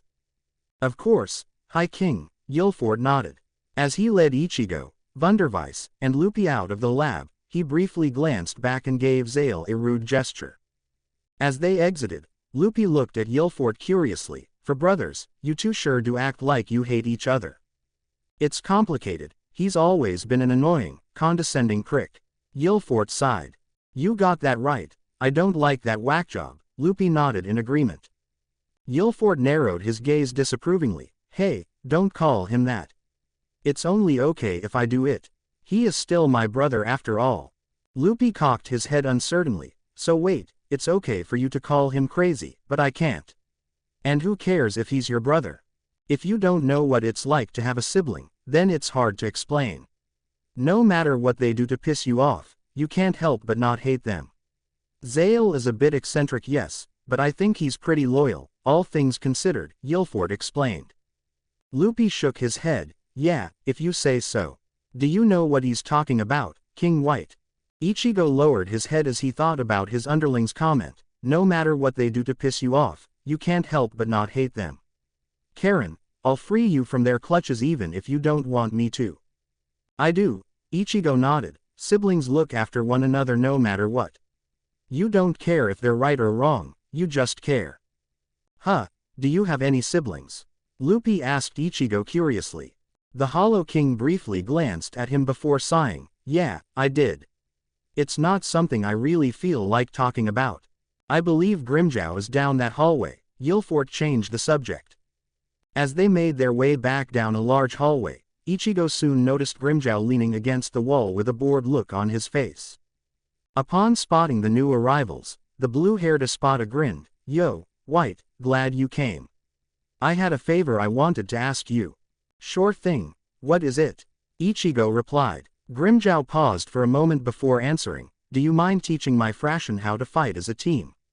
I'm good at refining their fighting abilities, but they don't really seem to understand battle synergy. I saw your three using some interesting combos and thought you might be able to straighten them out." "Yeah, sure, I can help them out," Ichigo nodded. "Cool, they're a ways out in the desert right now. Let's go whip those lazy wimps into shape," Grimmjow grinned. "Do you mind if we come too?" Wandenreich asked Grimmjow. The Sexta glanced at Wandenreich curiously. I guess so." "Why? Maybe you should make them fight my Frashin," Wandenreich pointed at Lupi. The dark-haired Arrancar's eyes widened. "What? I don't want to fight them." "Sounds like a plan," Grimmjow laughed, causing Lupi's face to widen with disbelief. He glared at Grimmjow unhappily. "Doesn't he have like 5 or 6 fracciones? This might prove beneficial to both parties," Ichigo spoke as he and the others followed Grimmjow. Chapter 16. No Escape. Hueco Mundo, Ichigo. Ichigo followed Grimmjow further out into the desert where many of his various former Ijukas could be seen training with one another. They all immediately tensed up and stopped what they were doing as Grimmjow landed. Behind him, Ichigo, Wandenreich, Yilfort, and Lupi did the same. D-Roy was the first one to speak. "Grimmjow, good to see you're back. I hope you enjoyed your break while I was gone because now your real training begins," the blue-haired Arrancar replied before looking over his followers. "Grimmjow, what is the High King, White, doing here?" Edorid asked nervously as the fearsome Espada strolled up with his hands in his pocket. Grimmjow spit on the ground and chuckled. Alright, listen up, you idiots. I've had my fair share of beating common sense into you for now, so in the meantime, White's going to teach you how to fight as a team. Any stupid questions before we start? Edrad's eyes widened. Fight as a team. We already do that though. No you don't, I've been scoping out White's fracciones, and they're far more cohesive than you guys. If we're gonna be in a lot of big-scale battles, then delivering combos and covering each other's backs is what will make all the difference, Grimmjow began. Ichigo nodded in agreement. Grimmjow is right. However, this brings up another important point as well. Even though the Espada are vastly powerful, we can't be everywhere at once and will not be able to safeguard Hueco Mundo's inhabitants by ourselves. The Shinigami outnumber us by a considerable margin. Even if I could kill every last one of them, I wouldn't be able to keep them from killing our army if it's weak and unorganized. Do you understand? Shalong was the first to respond accordingly. Your rationalization is perfectly understandable, High King. You will be busy dealing with the Shinigami captains, but they have lieutenants and an army of squads beneath them as well. You cannot deal with all of them at once. I hope you do understand, because it's not like this is hard to comprehend. Luffy scoffed. King White wants the army to be reliable so he doesn't have to worry about protecting it while fighting the elite Shinigami. I get it now. D-Roy nodded submissively. Yilfort sighed. What sort of things can we do to improve our battle synergy then? I'm glad you asked. Ichigo grinned. To start, I want to see how well you guys can fight as a team. I'm going to divide you into two groups. Both sides will fight the other. I'll evaluate your group flaws after you're done. What? How can we learn to work with each other if you divide us up though? Nakim deadpanned. Grimmjow shook his head in disapproval. Just do what he says. This kind of stuff makes sense after it's over. Alright, the first group will consist of Shalong, Nakim, and Edorid. The second team will be Luffy, D-Roy, and Yilfort. Separate and meet up with your team. Come up with a battle strategy and then when I call for it, your teams will battle each other. The first team to lose a member in battle loses, Ichigo explained. The hell? That's not right, Edorid protested. Shalong seemed to understand as he shook his head. No, it makes sense. It forces us protect each other in battle. Yeah, but why are we stuck with Nakim though? Edorid growled. The hefty Arrancar turned towards Edorid annoyed. What are you trying to say? I'm saying you're dead weight bro, Edorid sighed. Ugh, why do I have to work with them? Luffy protested as he looked at Yilfort and D-Roy. I would prefer to not have D-Roy on our side, he's pretty weak, Yilfort complained. Not weaker than Nakim, Edorid shot back. Shut up. Grimmjow immediately silenced their complaints. You won't get to choose who's on your side in the heat of battle, and you sure as hell won't always be on the same level of power. That's not the point here. Exactly. Each team has a strategist, a powerhouse, and a weaker ally. Try to coordinate a strategy that most effectively deals with it, Ichigo commanded. Doing as commanded, each side split up and got out of hearing range of each other. Grimmjow looked at Ichigo approvingly. This ought to be good, I wonder which side will win. Luffy's a lot stronger than your fracciones, but he's not exactly a team player. It could go either way, Wandenreich added. X with Yilfort, Luffy, and D-Roy. This is stupid. You two just need to stay back and let me handle them. We're going to lose if you get yourselves beaten right away, Luffy sassed authoritatively. D-Roy gritted his teeth at him. Like hell we will. How do you expect us to get stronger if we just sit back and do nothing? Besides, I doubt you could fight all three of them at once. I beg to differ. I'm stronger than all of you, Luffy replied snidely. Shut up you two. Don't you even see what the Espada are trying to teach us? In battle, your allies won't always be your choice and neither will your enemies. We all have different talents and roles to play, ways to help each other. Battles aren't always won with sheer power, Yilfort interrupted. So, what's the plan then? D-Roy asked anxiously. Yes, I'm eager to see what our group strategist has to say, Luffy sighed. Since you're supposedly strong, Luffy, you should be in the front. I imagine they will probably use Edorid to tank our assault. He's pretty tough in his release state. So if you can hold him back in their opening assault, I can flank and help you neutralize him immediately. If I know Shalong, he will probably hang back and try to observe all of us before making his move. However, he doesn't know Luffy's abilities yet. We can use that to our advantage, Guilford explained thoroughly. What should I do then? D. Roy asked. Their plan will most likely be to attack our weakest link, you, as quickly as possible. Knowing Edorad's idiocy, he will go for you immediately. Luffy hold him off and I will try to get Edorad if he overextends. If they make any other moves, be ready to respond to on-the-call changes. The main thing I want you to do, D. Roy, is bait them. Stay close to Luffy. Alright then, D. Roy nodded. Shalong, Eodrad, and Nakim. I say we blitz in there and take down D. Roy as quickly as possible. That's the rules of the match, yeah, Edorad suggested. Nakim nodded. That would be the best course of action, and I can stay with Shalong in case they try to sneak around or something. That is a foolish plan, Edorad. Blitzing them could prove an issue since we have no idea what Luffy is capable of. He's ranked pretty highly in terms of power. Though we can use that to our advantage. He seems pretty arrogant and may be easy to taunt. If we can separate him from the group, then it will be easier to break through their defenses. Maybe, but what about Guilford? He's not a pushover, Edorad stated. You should focus your efforts on distracting him. He will likely focus more on defending D. Roy since Luffy is there to attack us, Shalong replied. Back with Ichigo, Grimjow, and Wandenreich, X. Are you all ready? Ichigo asked. Both groups came back and stood across from the other. On one side, Luffy and Guilford stood on D. Roy's flanks. On the other, Edorad stood in front with Shalong Nakim on the sides. Everyone release. There's no point doing this in your base states. Grimjow commanded. One by one, each fraction released their Zanpakutos revealing their forms. Luffy's form was somewhat alarming to Shalong, who didn't expect the extra appendages to sprout from his back. Start the battle, Grimjow shouted. Without hesitation, Edorad immediately charged in bull-rushing Guilford. The blonde was somewhat surprised to see the other Arrancar targeting him, and peeled away slightly from his team as he clashed with him. Luffy ran past them right away and went in for both Shalong and Nakim. They were surprised by his speed and strength, which was clearly higher than anticipated. Luffy quickly swept Shalong back with one of his tentacle-like appendages and launched a follow-up sweep with another. Nakim watched surprised as two more wrapped around Shalong's claw-like arms preventing him from attacking. Luffy swiftly threw the other Arrancar around, smashing him repeatedly against the ground. During this time he failed to notice Edorad and Nakim both switch targets and charge D. Roy. Guilford growled in annoyance, Luffy, get back here.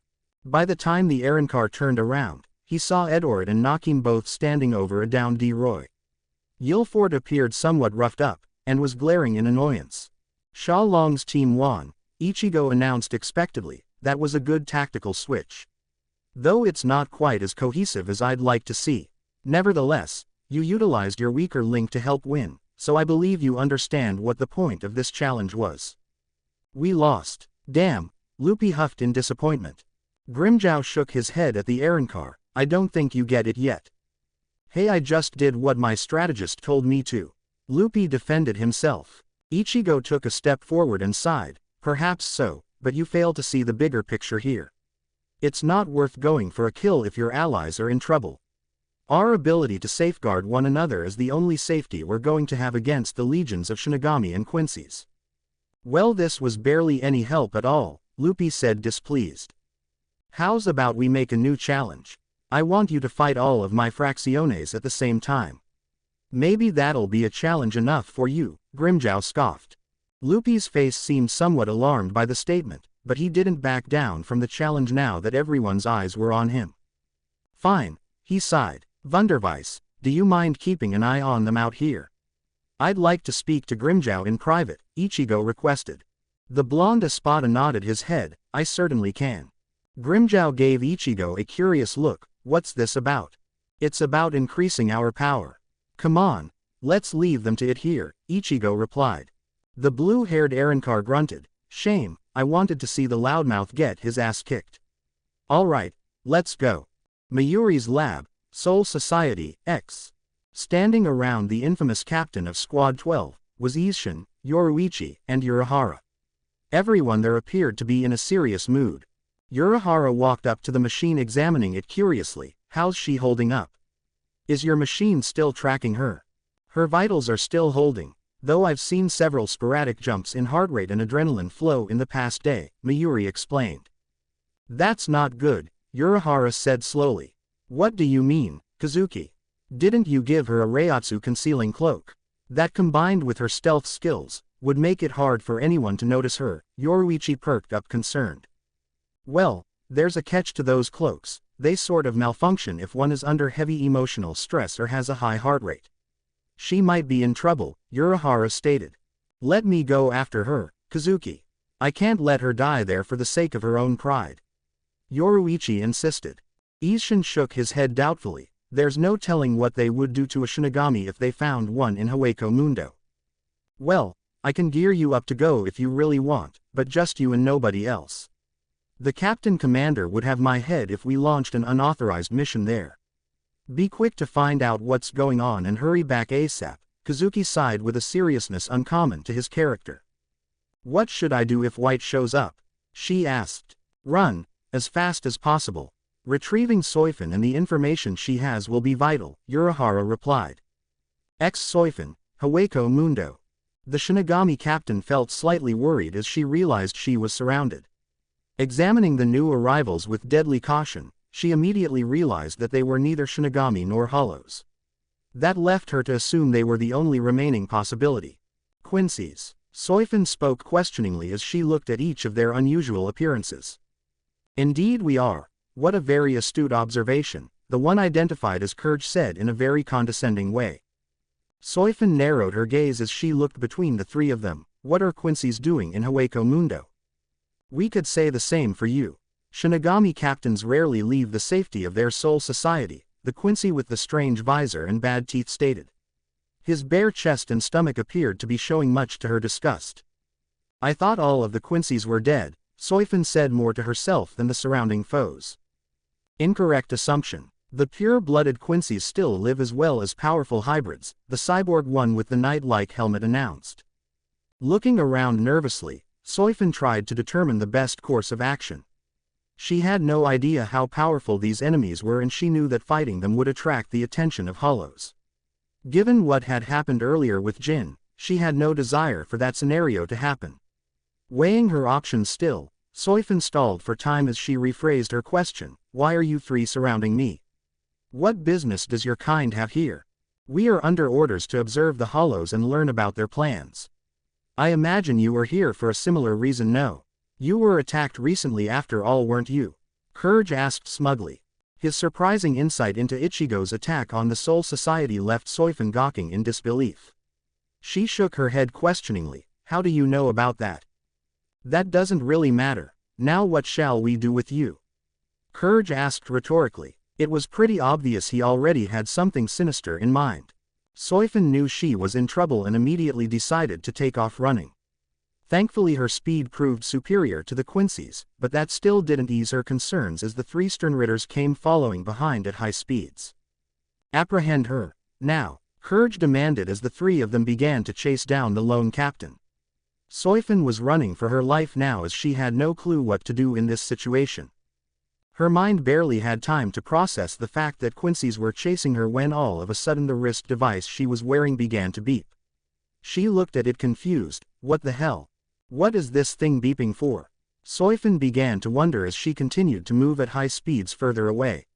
It felt like she was running for hours, but it could have very well just been minutes.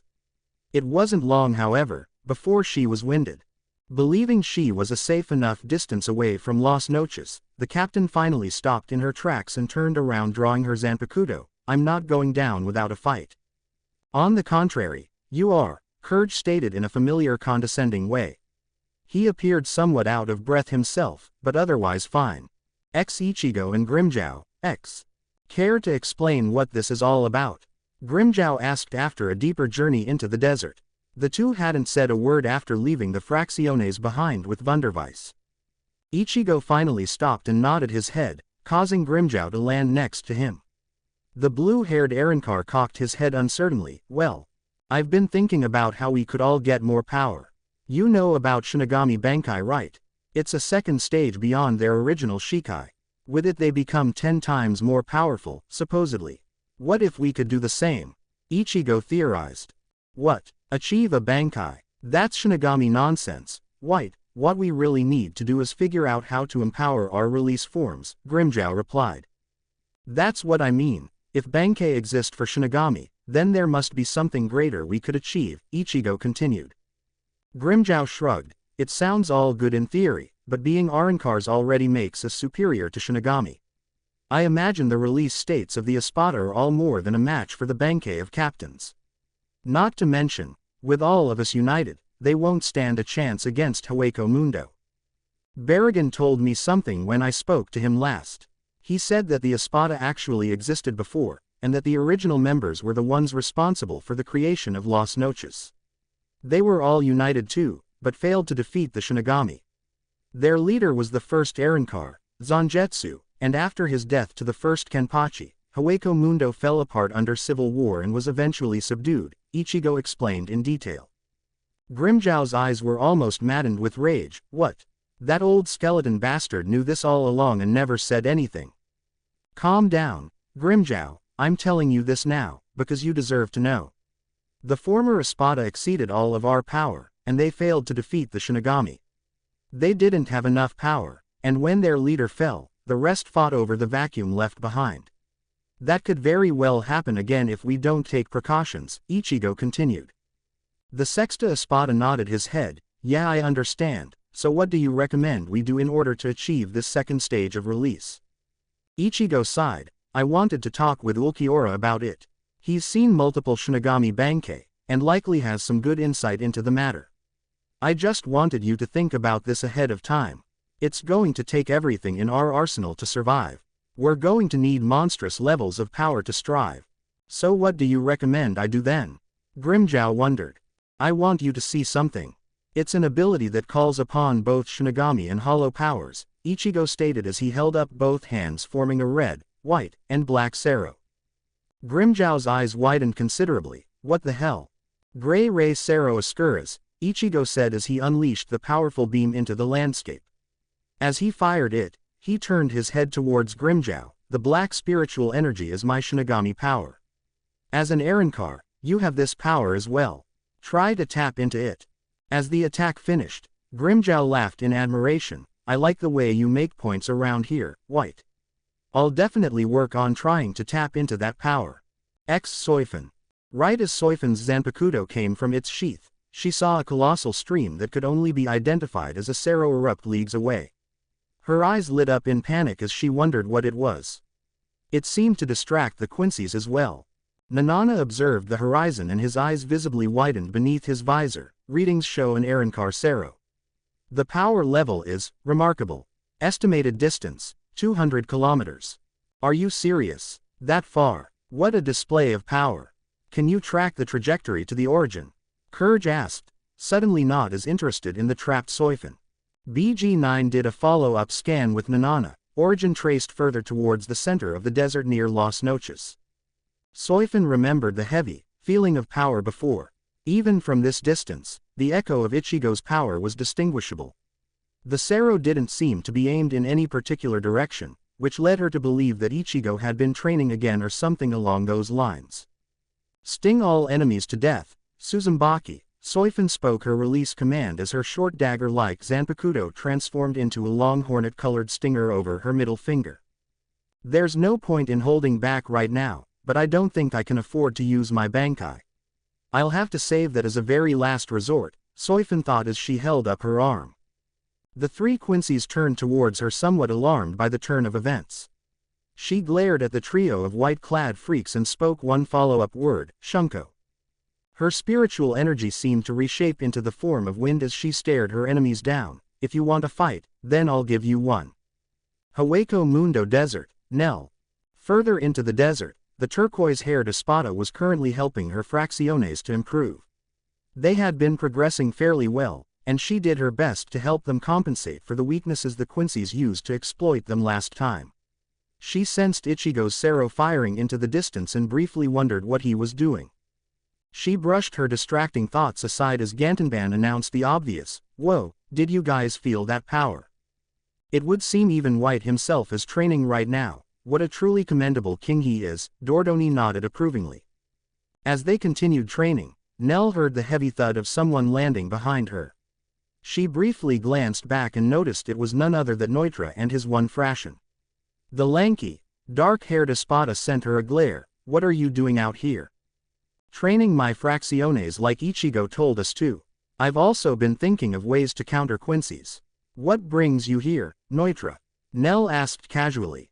The one-eyed Arankar sent her an annoyed gaze. I wanted to fight you and see if you're truly as strong as that stupid test claimed.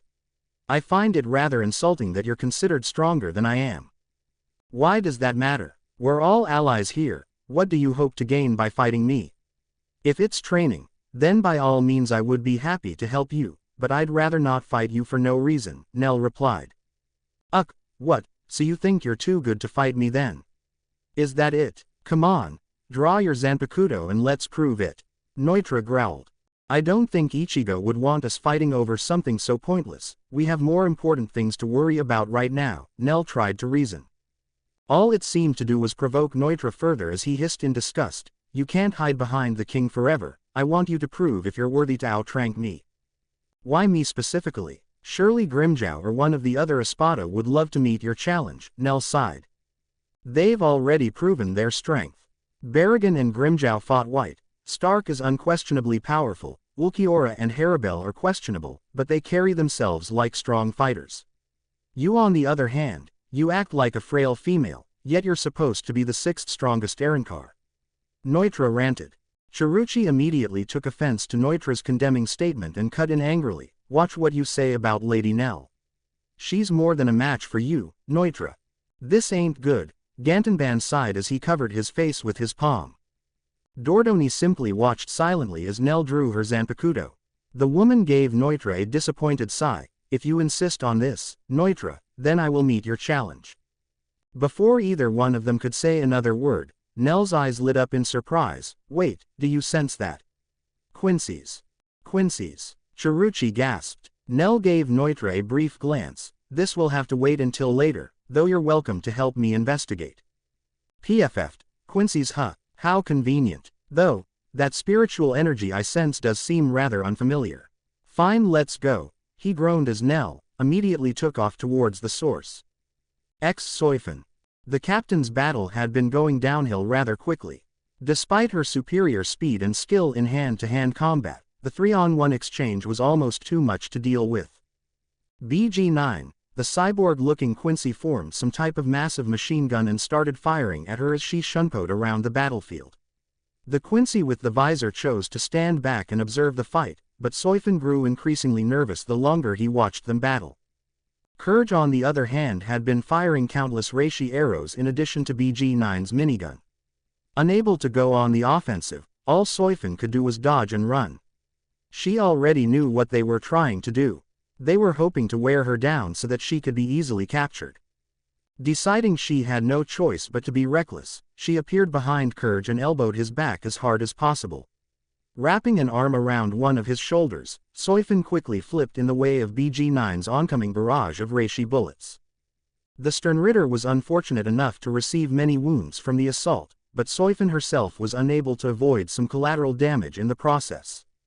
She appeared further away and examined several fresh bullet wounds that had grazed her limbs. Thankfully nothing struck her torso or head, but she barely had time to celebrate as Courage was now furious. She quickly took cover behind one of Hueco Mundo's large rocky structures as she contemplated the next best course of action. Peeking out from her cover, she could see the Sternritters closing in. Courage in particular was incoming with deadly intent, but before he could make contact, a blue blur blindsided him and slammed the Quincy into the sandy ground. Standing over the downed Sternritter was none other than Grimmjow. Soifan didn't recognize the Arankar, but she immediately felt a surge of fear as the bloodthirsty Hollow cackled. Quincy's in Hueco Mundo. I'll kill every last one of you bastards. Grimmjow turned towards Nanana and BG-9 and gritted his teeth. You're gonna wish you'd never set foot in Hueco Mundo. Nanana, identify that Hollow. Courage ordered as he managed to get up and retreat further away. Nanana looked at the blue-haired Arankar calmly. It's an upper-level Arankar. Judging by his spiritual energy, I'd guess a former Vasto Lord. He's strong, but not a major threat. The fuck did you just say? Not a major threat, huh? You won't be saying that in a minute. Grimjow growled as he charged the trio with ferocity. BG-9 attempted to fire his minigun, but was too slow to react to Grimjow's speed. The Arrancar grabbed the weapon as it began to fire and forced it towards Kurge and Nanana. The two Sternritters immediately dove out of the way as the minigun wildly fired in their direction. Grimjow held onto the weapon as hard as he could and began to pull violently. As BG-9 attempted to resist, the blue-haired Hollow kicked behind the cyborg's knees, forcing it to the ground. The minigun was still firing, but now it was shooting into the air, hitting nothing. Kurge attempted to peel Grimjow off of his ally, but as he got in range, the Espada laughed manically. Not so fast, asshole. At near point-blank range, Grimjow pulled one arm off the minigun and fired a Sero at the Sternritter, forcing him to retreat. During this time, BG-9 managed to recover slightly, and was trying to stand up again. Before he could get enough momentum, Grimjow flipped the Sternritter over his shoulder, smashing it on the ground. The minigun was still in Grimjow's grip, and now it appeared as if he was attempting to rip the thing off. He let out a sadistic howl as a cranking strain could be heard. The minigun ceased firing as the weapon came clear off BG-9's arm. "Ha ha, I'll rip you to pieces, Quincy fucker." Grimjow laughed as he smashed the minigun against BG-9's head. He immediately drew his Zanpakuto and charged towards Kurge with bloodlust. The Sternritter appeared to be slightly afraid as the ruthless Hollow closed in. He attempted to fire his Heilig file towards the rampaging Arrancar, but the arrows proved ineffective as Grimjow easily deflected or dodged them. Forced to use his blade, Kurge parried Grimjow's Zanpakuto barely in time.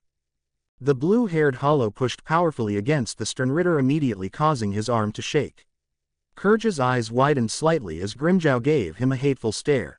The Hollow pushed harder as he spoke with fury. "I don't know why you Quincy's were stupid enough to come back, but you're not getting out of here alive.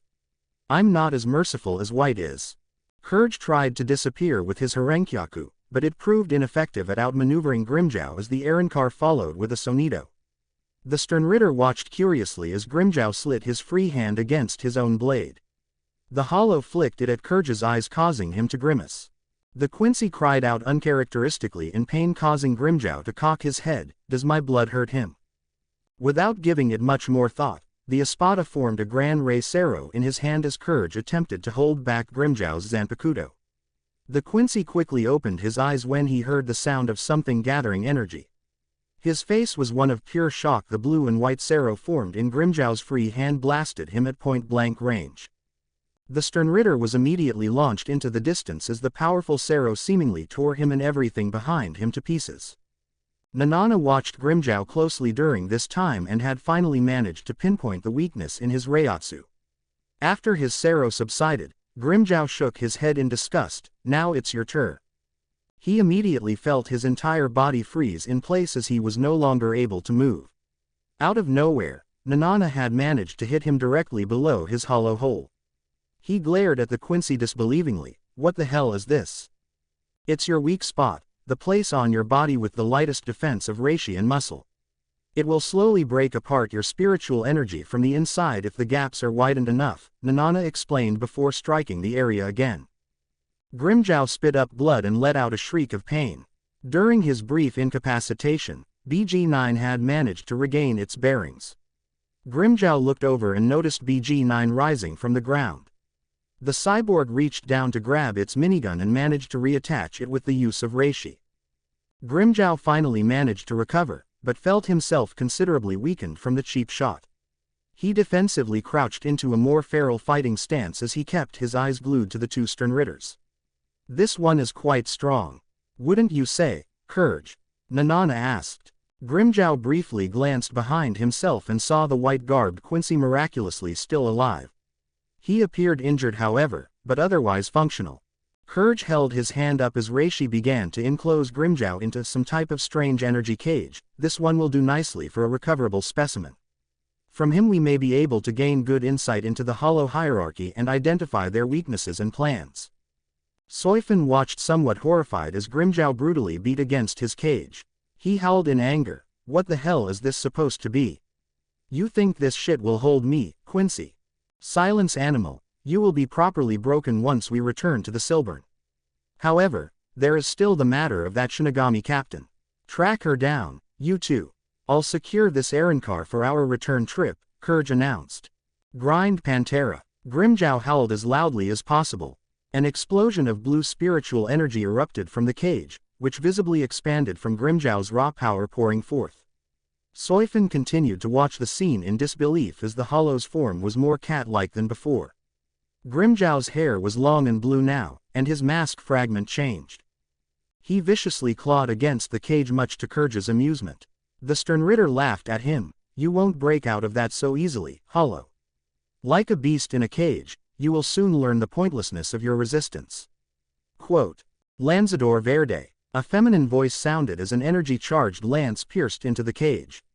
Courage watched with horror as it began to show something akin to cracks. Moments later, Grimjow burst free with an anger none had ever seen before. As his cage broke, he roared like a sonic boom causing the desert to shake. Leaping into the air, Grimjow formed long blue energy claws and swiped them down towards the Quincy's.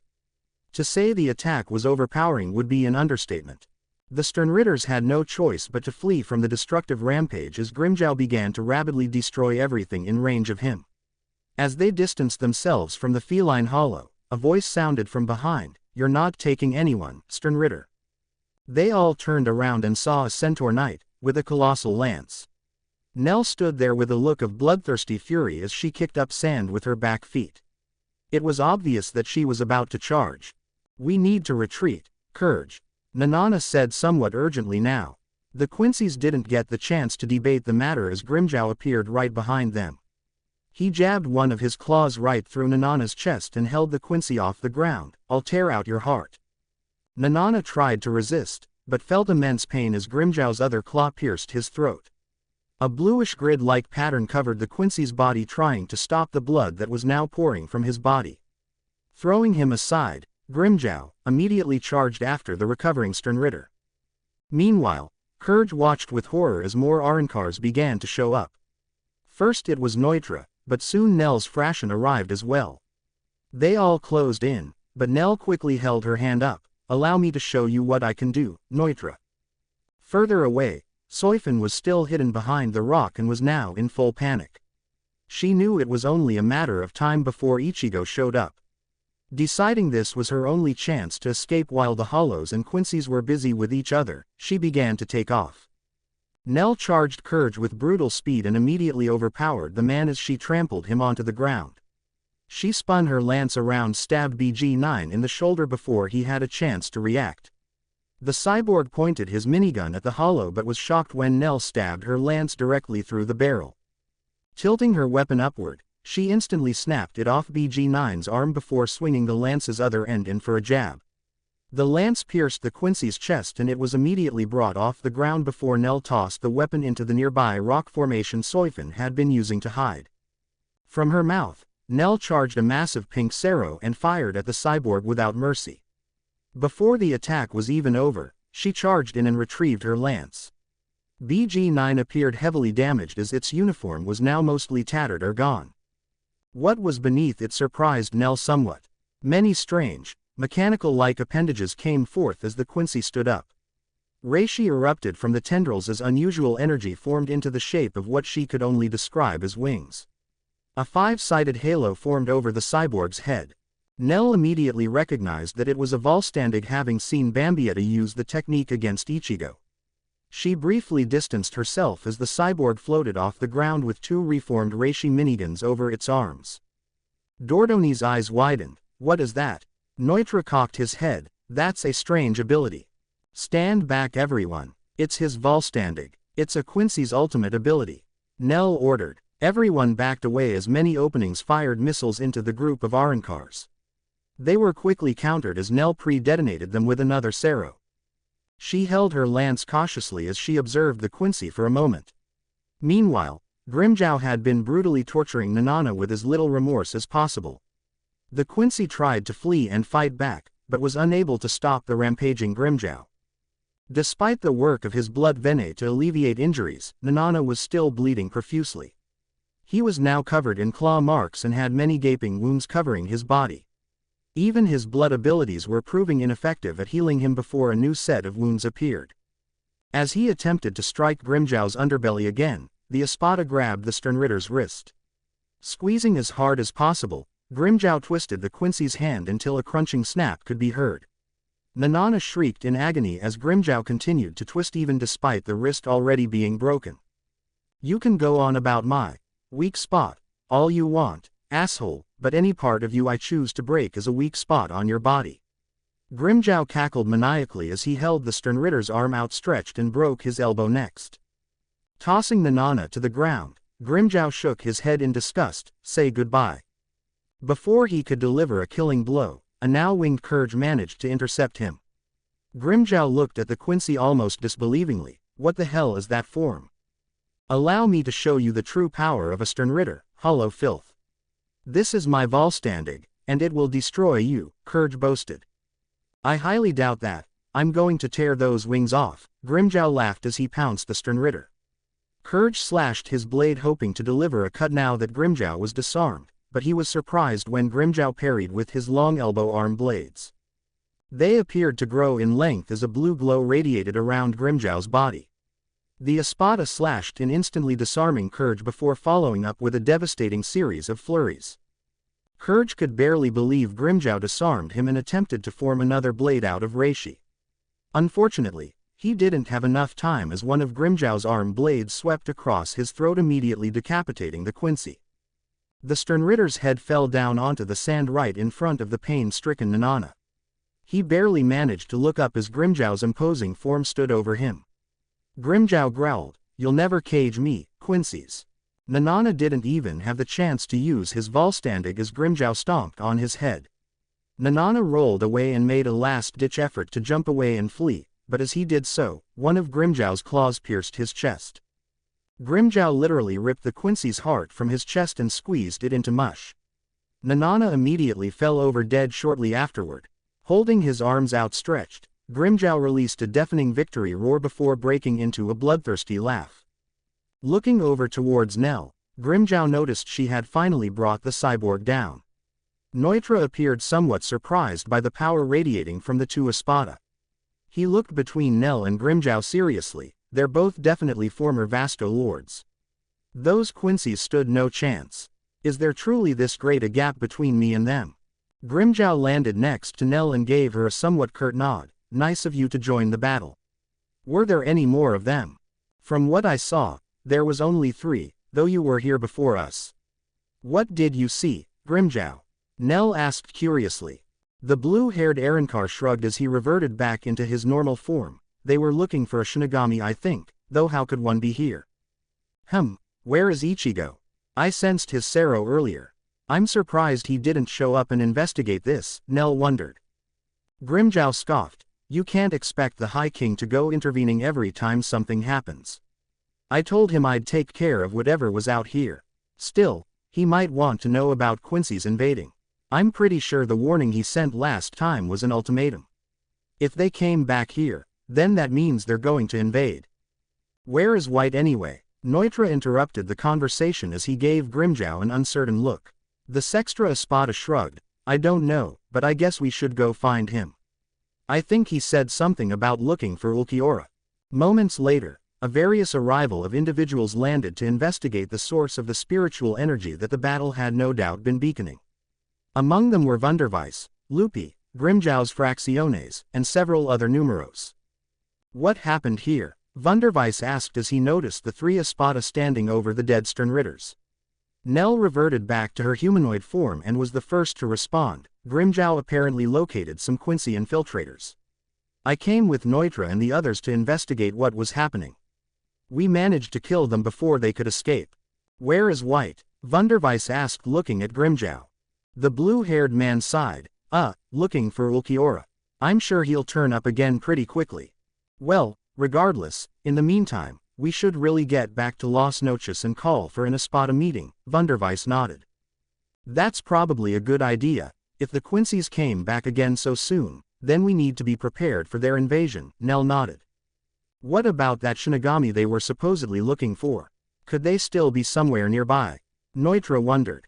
Grimjow scoffed. "I don't sense a thing. but they did appear to be after something whenever I showed up. If there was a Shinigami here, then they're probably gone now. Still, it wouldn't hurt to be on high alert. If the Quincy's can infiltrate Hueco Mundo this easily, then what's stopping the Shinigami?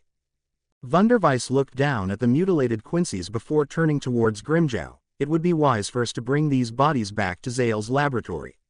He might be able to discern useful information from the bodies. Well, I'm not about to haul those Quincy corpses anywhere, Grimmjow said carelessly as he put his hands in his pocket. Nell looked over at two nearby numeros. One appeared rather thin and blonde, whilst the other was more stocky. They both perked up alarmed as Nell looked at them.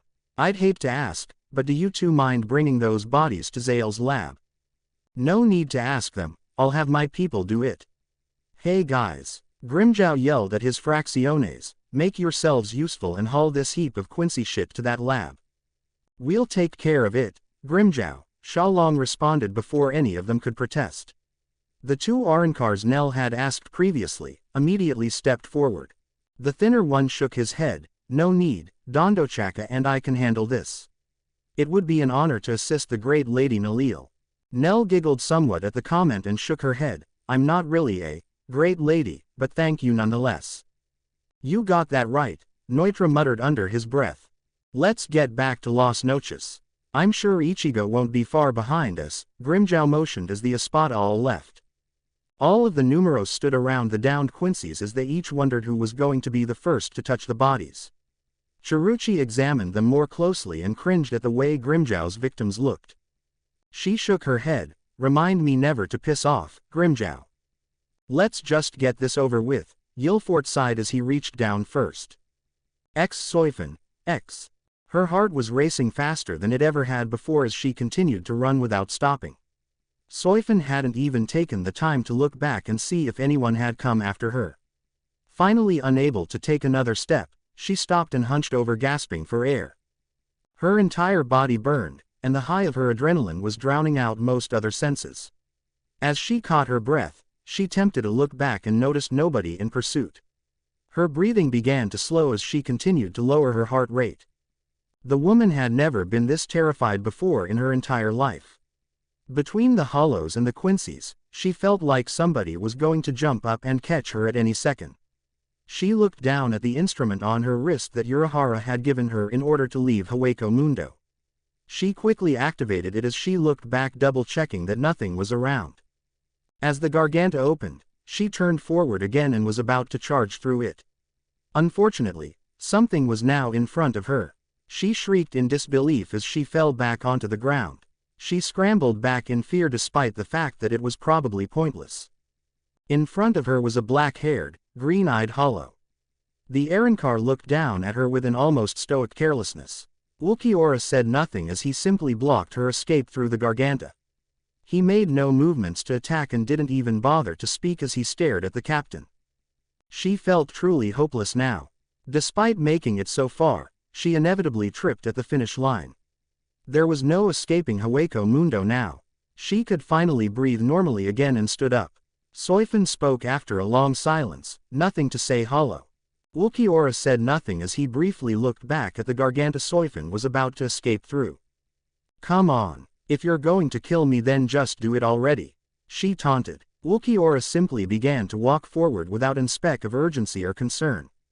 Soifan slowly backed away as she tried to come up with a last-minute miracle. She continued to back away before a brilliant idea came to mind. If I lure him far enough away, I can double around him and make a break for the Garganta before it closes. I just need to lure him a little bit further, what the hell? Soifan couldn't move back any further as she bumped into something that clearly wasn't there a second earlier. She already knew what it was before even looking, but couldn't stop herself from slowly stealing a peek back at the obstruction. There stood none other than Ichigo. Soifan immediately gave up on any idea of escape and simply dropped to her knees in defeat. She held her head down shamefully. You caught me. She felt Ichigo grab her arm and examine the strange device on her wrist. So that's how you came to Hueco Mundo. This must be Captain Kuretsuchi's technology. She remained frozen in fear, refusing to look up as Ichigo ripped the device from her wrist. He immediately crushed it in his hand, forcing the Garganta to close. Ulquiorra spoke for the first time after he broke it. She couldn't have been here for very long. She must be a spy of some kind. The Houri is white beneath that sand-colored cloak. She's a captain. Soifin didn't know what to do anymore and simply remained motionless in defeat. Ichigo examined her for a moment and nodded. She matches the description of Captain Soifin. Deciding her only option at this point was to withhold information, she feigned ignorance to Ichigo's knowledge about her. How do you know my name, Hollow? I know the names of all captains now. Believe me when I say, we'll make sure to take down every last one of you before this war is over, Ichigo stated as he picked her up and threw the captain over his shoulder. If she hadn't been trained for the better part of her life to never cry, then she probably would have been bawling her eyes out at this point. Soifin could only stare behind at where she had almost escaped as Ichigo and Ulquiorra made their way back to Las Noches. Along the way, they passed the battlefield where the Quincy's had been defeated. Ichigo noticed Soifin's attention turn that way. As she stared at the devastation, Ichigo began to speak. I imagine Grimmjow and the others killed those Quincy infiltrators. We show no mercy to spies. You're going to regret coming here, Captain Soifin. Don't even bother trying to torture me. The Stealth Corps is trained to never talk in the event of capture, and I'm the leader of it, she spat. We'll see about that, Ichigo replied. Las Noches, X.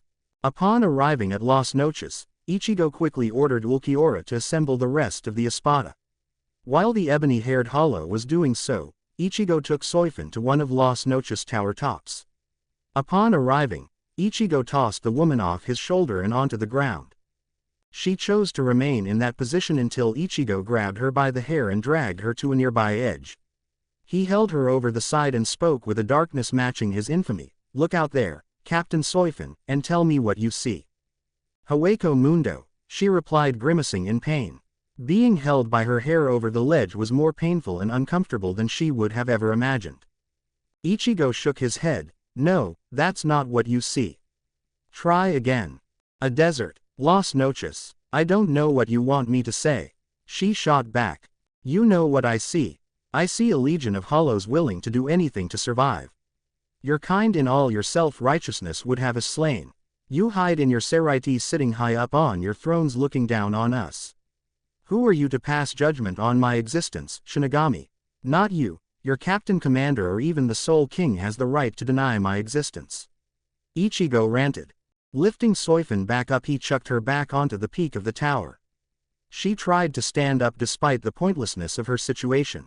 She didn't want to die in such a pathetic way. As she got up, Ichigo grabbed her throat and held her over the edge again. You're going to tell me why you're here, Shinigami, and what you know? He demanded. She stubbornly remained silent even though she knew it was unwise. She expected some kind of physical rebuke, but instead Ichigo simply dropped her over the edge. As she fell off the tower, panic began to ensue. Did he seriously drop me? This won't kill me though. As she tried to fly, she soon found herself unable to. What is this? I can't. My spiritual energy is depleted. Damn it. Well, at least I'll die before being tortured.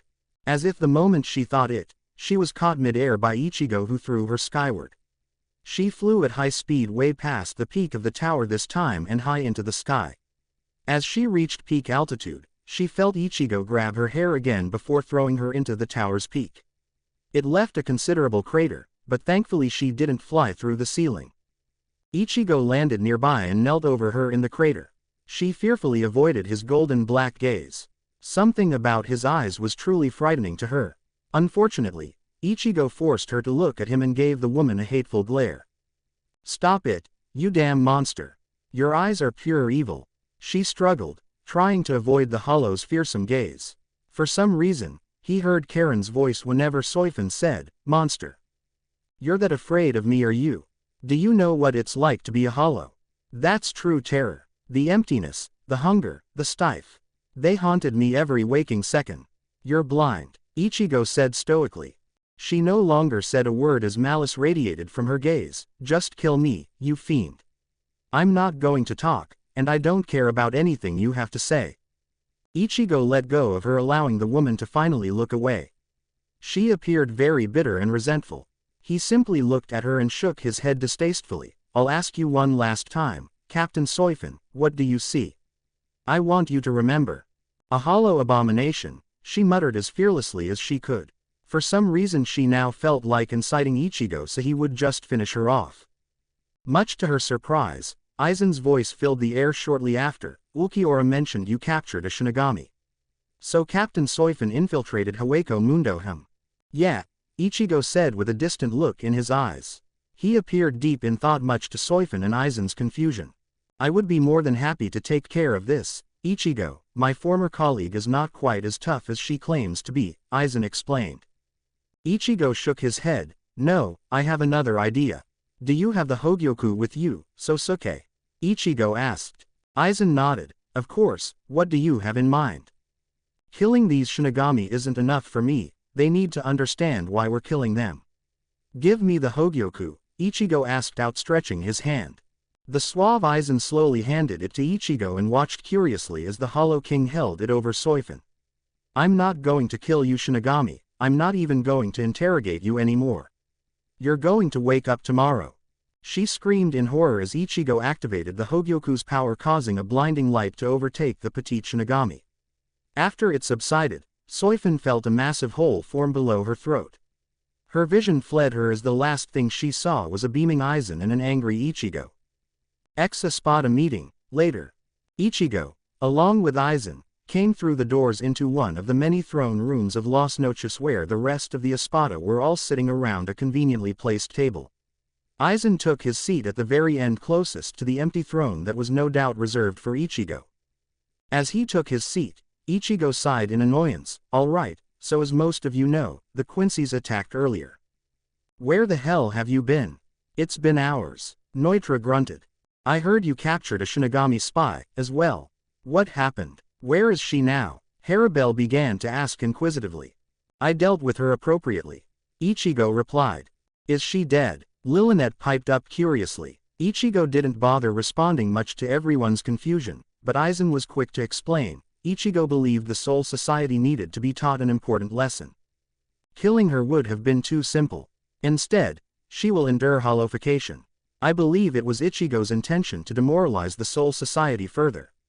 Whatever information she may have gathered will be of little use in the long run. What she'll represent to them is far more beneficial to us. But, if she lives, couldn't she still go back to the Soul Society and tell them what she saw? Grimjow asked. And tell them what? If she does survive, she'll be a hollow, and the Soul Society will kill her itself. I commend this judgment, High King. Barrigan said resoundingly. Well, I hope she saw our numbers, and knows that the Soul Society is doomed, Noitra nodded. It took everything in Jin's being to not go wide-eyed at the news. She got captured after all, and that bastard used the Hogyoku on her. What will happen to her now? I wonder what the effect will be. Chusen nodded in complete approval. I implore your actions, White. The Soul Society could use a fair bit of karma. Simple killing is not enough to always deliver justice. Captain Soifin was a lavish, self-righteous noble and her fate is well deserved. Grimjow does have a point though, Lillinet interjected. I don't care, Ichigo spoke up. I'd rather the Shinigami see for themselves the lengths I'm willing to go to in order to destroy the Soul Society. They'll never send another spy here after they see her. I can guarantee that. Ha ha, I admire you so much, High King. Noitra laughed in approval. Nell frowned slightly. It seems cruel, but war is war, one suppose. Don't show them pity, they won't show us any, Ulquiorra interrupted. Moving on, what do we know about these 3 Quincy's that were slain? Barrigan asked. Grimjow thought for a moment. I don't know, but they all had that Vollständig or whatever it was. I'm guessing they were Sternritters. I imagine the Wandenreich going to be pretty pissed off whenever those guys don't report back in. I foresee a full-scale Quincy invasion in the not-too-distant future. We're going to need to be ready for when they strike out at us, Harabel stated. What a hassle, Stark yawned. That brings up another point. After several conversations with some of you, it's become clear to me that in order for us to truly combat the Shinigami, we will need powers to match their Bankei. A second form, if you will. A segunda etapa, Ichigo explained. Everyone's eyes went wide, including Aizen's and Jin's. Harabel looked at Ichigo incredulously. What makes you think we're even capable of a second form? Ulquiorra and I have theorized the possibility, but it only makes sense. They have a Shikai and a Bankai. We have one release, the Hollow King stated. Everyone seemed deep in thought as they wondered about the possibility of achieving such a form. Aizen was quick to reassure them of the possibility. Considering the mirrored disparity between Hollow and Shinigami, it is entirely possible. Shinigami achieve their Bankai when they have a true understanding of their own Zanpakutos. Each of you should invest some time in your blades. They are a part of you. Continue training your underlings as you have been, but each of us should try and find a way to unlock this new form. We will need them if we're going to survive. Should any of you make progress, help one another out, Ichigo said before standing up. Everyone began to disperse shortly after, as they returned to their own business and training. Ichigo was eager to check in on Zale and immediately made his way towards the lab. Soifin, deep in the desert. The raven-haired woman awoke in the desert of Hueco Mundo far away from Las Noches. She tried to figure out what was happening as she vaguely remembered being captured by Ichigo. What the hell happened to me? She asked aloud, trying to figure out where she was. There was nobody or nothing in all directions except for sand. She looked around with a sense of utter disbelief, before a familiar voice filled her ears. Soifin, are you all right? What happened to you?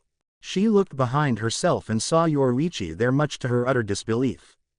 Despite the resentment she still held, Soifin was in no position to complain as she immediately reached up and embraced the other woman, Yoruichi. Is that really you? Come on, let's get you out of here. We can talk later. Yoruichi tried to comfort the woman. Soifin still couldn't fathom how she ended up back out in the desert, but she was relieved to see an ally. Yoruichi picked the petite captain up and opened up a nearby garganta with her wrist device. The dark-skinned woman decided to create small talk as they passed through in order to alleviate some of Soifin's stress. It took me a while to find you. I scoured all over the desert and feared for the worst. Thank heaven you didn't get captured. You'll have to fill me in on what happened once we get back, Yoruichi explained. I did get captured. I escaped somehow, I think, she tried to rationalize. There was no possible alternative. Ichigo wouldn't have simply dumped her out in the desert. She must have escaped. Maybe she got away after they left her in prison or something. She could vaguely remember Ichigo torturing her from before passing out. Yoruichi was quick to notice the woman's duress. Are you all right? Did anything happen out here? What are you doing here, Yoruichi? Why would you come to this awful place? Soifin asked faintly. I came to make sure you got back home. Just relax now. You're safe, Yoruichi soothed. Soifin shook her head. He's too strong, too fast. They want to kill the Soul King. I need to speak to the Captain Commander immediately. Calm down. We'll talk about it once we get back to Squad 12. Kazuki and Kuretsuchi are both waiting for us, I imagine. Soul Society, Squad 12 inches.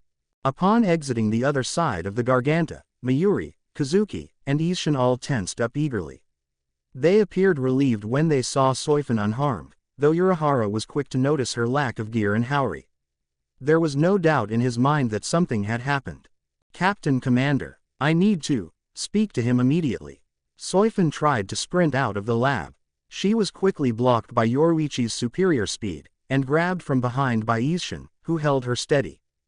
The dark-skinned Shinigami eyed her former apprentice urgently. Something's wrong with her. I've never seen Soifin this troubled. Bring her to the chair. I will perform a physical examination immediately, Mayuri stated without a shred of empathy.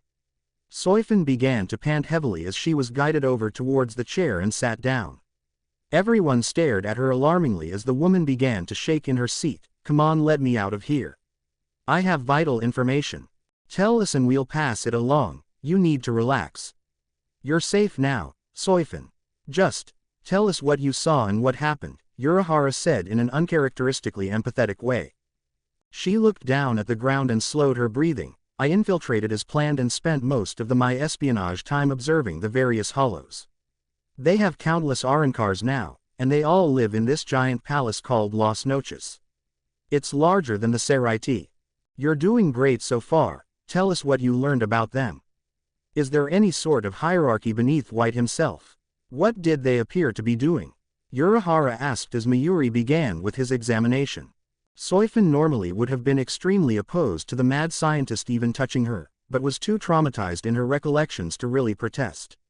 She thought for a moment as she remembered the events leading up to her spying on Ichigo and Aizen. They have an elite council or something like that called the Espada. There's 10 of them. They're the strongest hollows. I managed to eavesdrop on White and Aizen while I was there. They're talking about killing the Soul King, and Aizen told White all about the captains. Aizen was teaching him, and they trained I think. They acted like they were friends, Soifin ranted almost incoherently. Yoruichi's eyes widened. Aizen and White are friends you say? Isshin's eyes lit up with anger, but he restrained himself in order to prevent traumatizing Soifin further. The Stealth Force captain shook her head. I'm pathetic, leader of the Stealth Corps, captain of the Soul Society. I was so powerless there. Quincy's they showed up and tried to capture me, but then the Hollows started fighting them. I ran for my life, tried to escape, but they captured me. They captured you, Urahara gasped. He was immediately beginning to understand what was wrong with Soifin now. The man looked towards Yoruichi urgently. Where did you say you found her? Out in the middle of the desert, she replied. She's missing everything I sent her with, Urahara noted. I escaped, and collapsed I think, she concluded. She's still got her Zanpakuto, it might be possible, Isshin noted. Mayuri immediately pressed her head down as he held a light over her eyes. Kazuki Urahara, come look at this. Everyone crowded around the scientist as they noticed an unusual blackness filling Soifin's sclera. Her dark brown irises appeared to flash in a luminescent glow as they got brighter and more golden. Judging by the looks of absolute horror coming from her allies, Soifin knew something was terribly wrong. She immediately reached for a nearby mirror and shrieked in terror, what the hell? My eyes. They're like his. Hold her down before she escapes, she's hollowfying, Mayuri commanded. Isshin and Yoruichi reluctantly held Soifin down as she began to writhe furiously. No. This can't be happening. Let me go. Her voice got progressively more echoic as she began to growl. Suddenly her memories came back to her as she remembered what Ichigo had done before she passed out. The hole from before reappeared below her throat as she began to vomit white reishi. Before long a black and white mask with golden streaks formed over her face. Kazuki, do something, Yoruichi shouted at her longtime friend.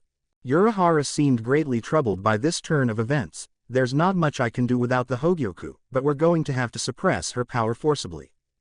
Meaning, Yoruichi snapped. We're going to have to beat her unconscious, Kazuki said slowly.